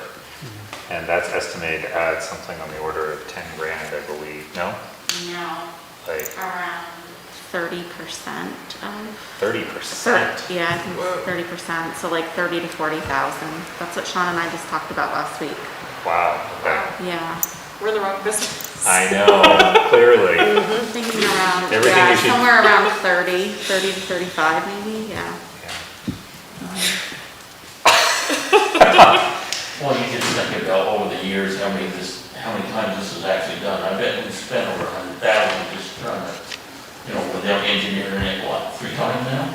Well, yeah, so, yes. It's. I know. So the engineering firm that originally had looked at the rail trail is getting hired to re-engineer the whole thing again right now by V-Trans for the state completion. Oh, so another thing I guess I just want to throw out there is, I'm sure people are aware, it's been in the news and it's been in our email, that the state of Vermont approved funding to complete the entire Lamoille Valley Rail Trail from St. Johnsbury to Swan. So the state's committing the state match that'll match the federal funds that'll allow the whole thing to happen. They're planning on a 2-year construction. It's really short time frame. It's great. So then the question obviously arises, why are we still pushing forward with doing this at the town level? And the answer is that when the state looked, part of the reason they looked is because we were pushing so hard. So that's important to recognize. But then because we were pushing so hard and had this stuff already lined up, what they used as a construction estimate assumed that we would have this done. It assumed that we'd have those bridges redecked that just got redecked. It assumed that, I believe that the section from North Main here out to like Tops in that area, that would get redone as well. So they were assuming that we'd have this stuff finished. So does this include you mentioned, Eric, that this includes part of the rail trail. Is it the whole section or is it just the section that's around the parking area? So this is just the section along parallel to Creamery Road. It's just from North Main Street to Slap Hill. It's pretty short. Okay. But it's that whole section from road to road that's included in this? From road to Okay. road, and Cool. includes the parking lot, and then the parking lot, there are like some lights, I think, for at night, and there's some like little concrete things at the end of a parking spot, so you kind of visually see, it's still a gravel parking lot, but you see where parking spots are. Awesome. Yeah, I mean, it's definitely a nice project. It'll be great to have it happen. It preserves the rails in front of the Historical Society. So the thing to be cognizant of is that we have, I believe we have enough money in our sidewalk. We have to provide a 20% match. And I think in our sidewalk fund, our capital fund for sidewalks, we have enough money to cover that 20% match, but it'll pretty much exhaust, I think. It won't? No, I don't think so. Oh, do we have 50 in there? I thought we only had 30. Give me a Hopefully, second. considering the condition of our sidewalks. it And wouldn't considering the include it. requests that just came Yeah. before us, yeah, I mean, there are considerations, but. So are we, so we've got 90, we're looking at 111. That doesn't include this 30 to 40%. So are we also, so we have to come up with $20,000 just for the bid and then an additional 10. 30 for the engineer? Well, the engineer's also covered by the grant, so. Oh, okay. Yeah. So we need, if the total project ends up being closer to 150, which it would be, we have about, I think we already have like 10,000 into engineering to Summit, something like that. So, then the town match would be like 30, right? Is that correct? That's 20% of 150, right? Yeah. Yeah. So, Cool. You want a motion? yes, please. I move that we instruct Sean to go ahead and enter into contract with Capital Earth Moving to go forward with this project. Yep, okay, you would include for $111,771.30. Yes, Excellent. plus whatever else we're obliged to. The engineer and stuff like that. Yeah, that's gonna be another, he's gonna have to bring us another contract for that, Okay. for the engineer to oversee. So this is just to enter into this contract. I'll second that. Okay, any more discussion? We have 60,000 in sidewalk. 60? expense. Okay.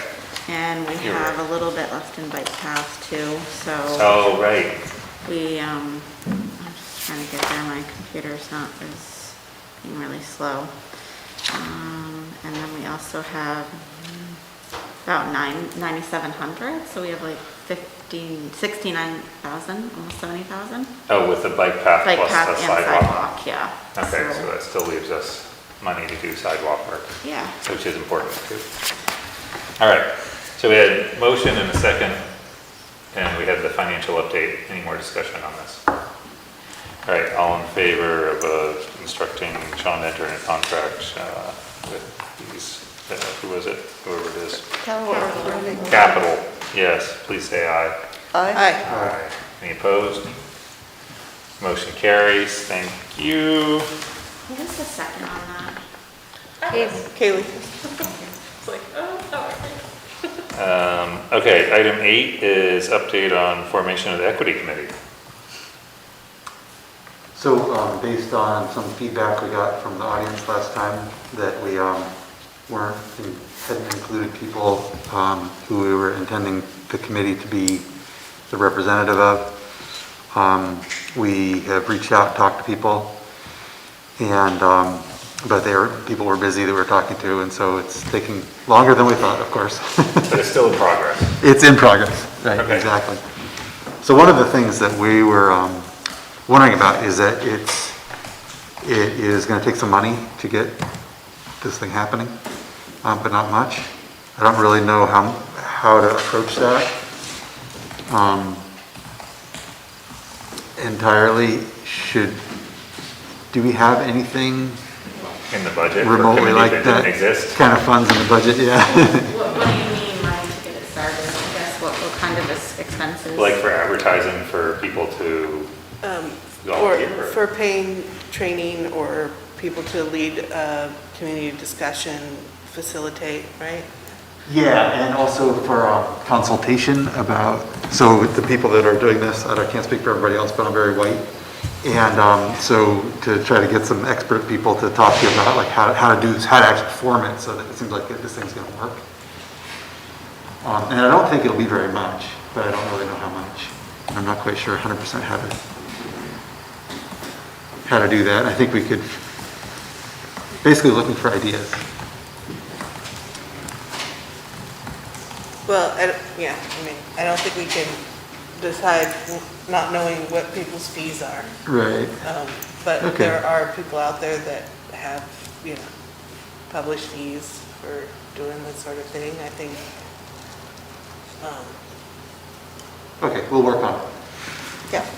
Yeah, Sounds good. good. Thank you. Yep. All right, any select board reports? Oh, I just wanted the rail trail, while we're on the rail trail, those 2 bridges towards East Hardwick. Yeah, nice, huh? They look great. Yeah. I don't know if they finished the one out by the S-turns. Have you been out there? Pretty close. Really, yeah. It was, I went over and thought it was done, but it turned out they were putting more planking on top, so. It looked pretty done. I guess there was more. So. There's, I went out there the other day and there was no ramp up to the bridges. What's the? Tom's on it. Okay. We gotta wait, because we gotta put some approach rails to set on that bridge first. Oh. And afterwards we'll take care of the issue about the big step onto it. Okay, yeah. And the big step was because Vast didn't want the bridge was gonna, at the old level, was gonna be too narrow for their very wide equipment. I guess snowmobiles are now 12 feet wide. And so. They groom it. They groom the trail. That's fire. I know. So there are triangular or angled supports that come down from the sides, and so by raising the deck, they were able to go out wider because it was farther back on that angle. And then there was nothing in the contract about raising the trail to meet the bridge, and so they did it, and then they were like, so what do you want us to do? What do you want us to do? So Tom's working with the contractor to get that taken care of. Good. Thanks, Tom. So that was my select board report, and Tom's. More ideas about that hole? The dugout part? Yeah. Yeah, Tom talked about that too. So he was getting prices, so the culvert's not as expensive as some of us had imagined. I know Sean was, before he went on vacation, was talking to Vast and to the local snowmobile club, who they were also interested potentially in contributing to getting that filled in. So I don't know that there's a solid plan on that, not yet, but it sounds like it's doable. Yes. Yeah. So that would mean when that's done and those 2 bridges are done, you could, even though it's not perfect, you could go between Hardwick and East Hardwick. Certainly on foot, on bike if you're not too fussy about the surface. And then in the winter on skis or snowmobiles or whatever. Well, I know Vax really want that trail open this winter. They are assuming that it's gonna be open this winter. That's a big assumption. Yep. Yeah. Okay. So to get them to push the dual culvert, they might do a culvert. There we go. Okay, good. Good. All right. Any other select board reports? Any new business or old business? Do you want to just make a comment about how the Yellow Barn project is still alive? Yeah. Yeah, so, I can give it's hard to give a brief update. So the Yellow Barn project is very much alive, still moving forward. It got thrown for a loop a little bit with the whole COVID thing and the cost of materials. has gone up substantially. And so a more detailed cost estimate came in about a month ago, and it was substantially higher than the estimate that we had been working toward for fundraising. And so the group is now trying to figure out how to fill that gap. So far, everybody's still on board, everybody still wants to see it happen, and we're, trying to figure out where those funding sources are. We're also, we're looking at two main funding sources. One is grant funds that potentially are related to COVID relief, because part of the issue is that costs went up and there's some money for that. And then the other thing we're looking at closely with our representative from VEDA, Vermont Economic Development Authority, is possibility of taking on more debt. Like, could the project have a little more debt, and then would the leases support that? So still alive, still going. Yeah. Cool. Thanks, sir. Yeah. Anything else? I'd entertain a motion to go into executive session to discuss an economic development loan contract. So moved. Second? Should we move downstairs? Like, can we do that? No? Only if you can. Wait, before, so all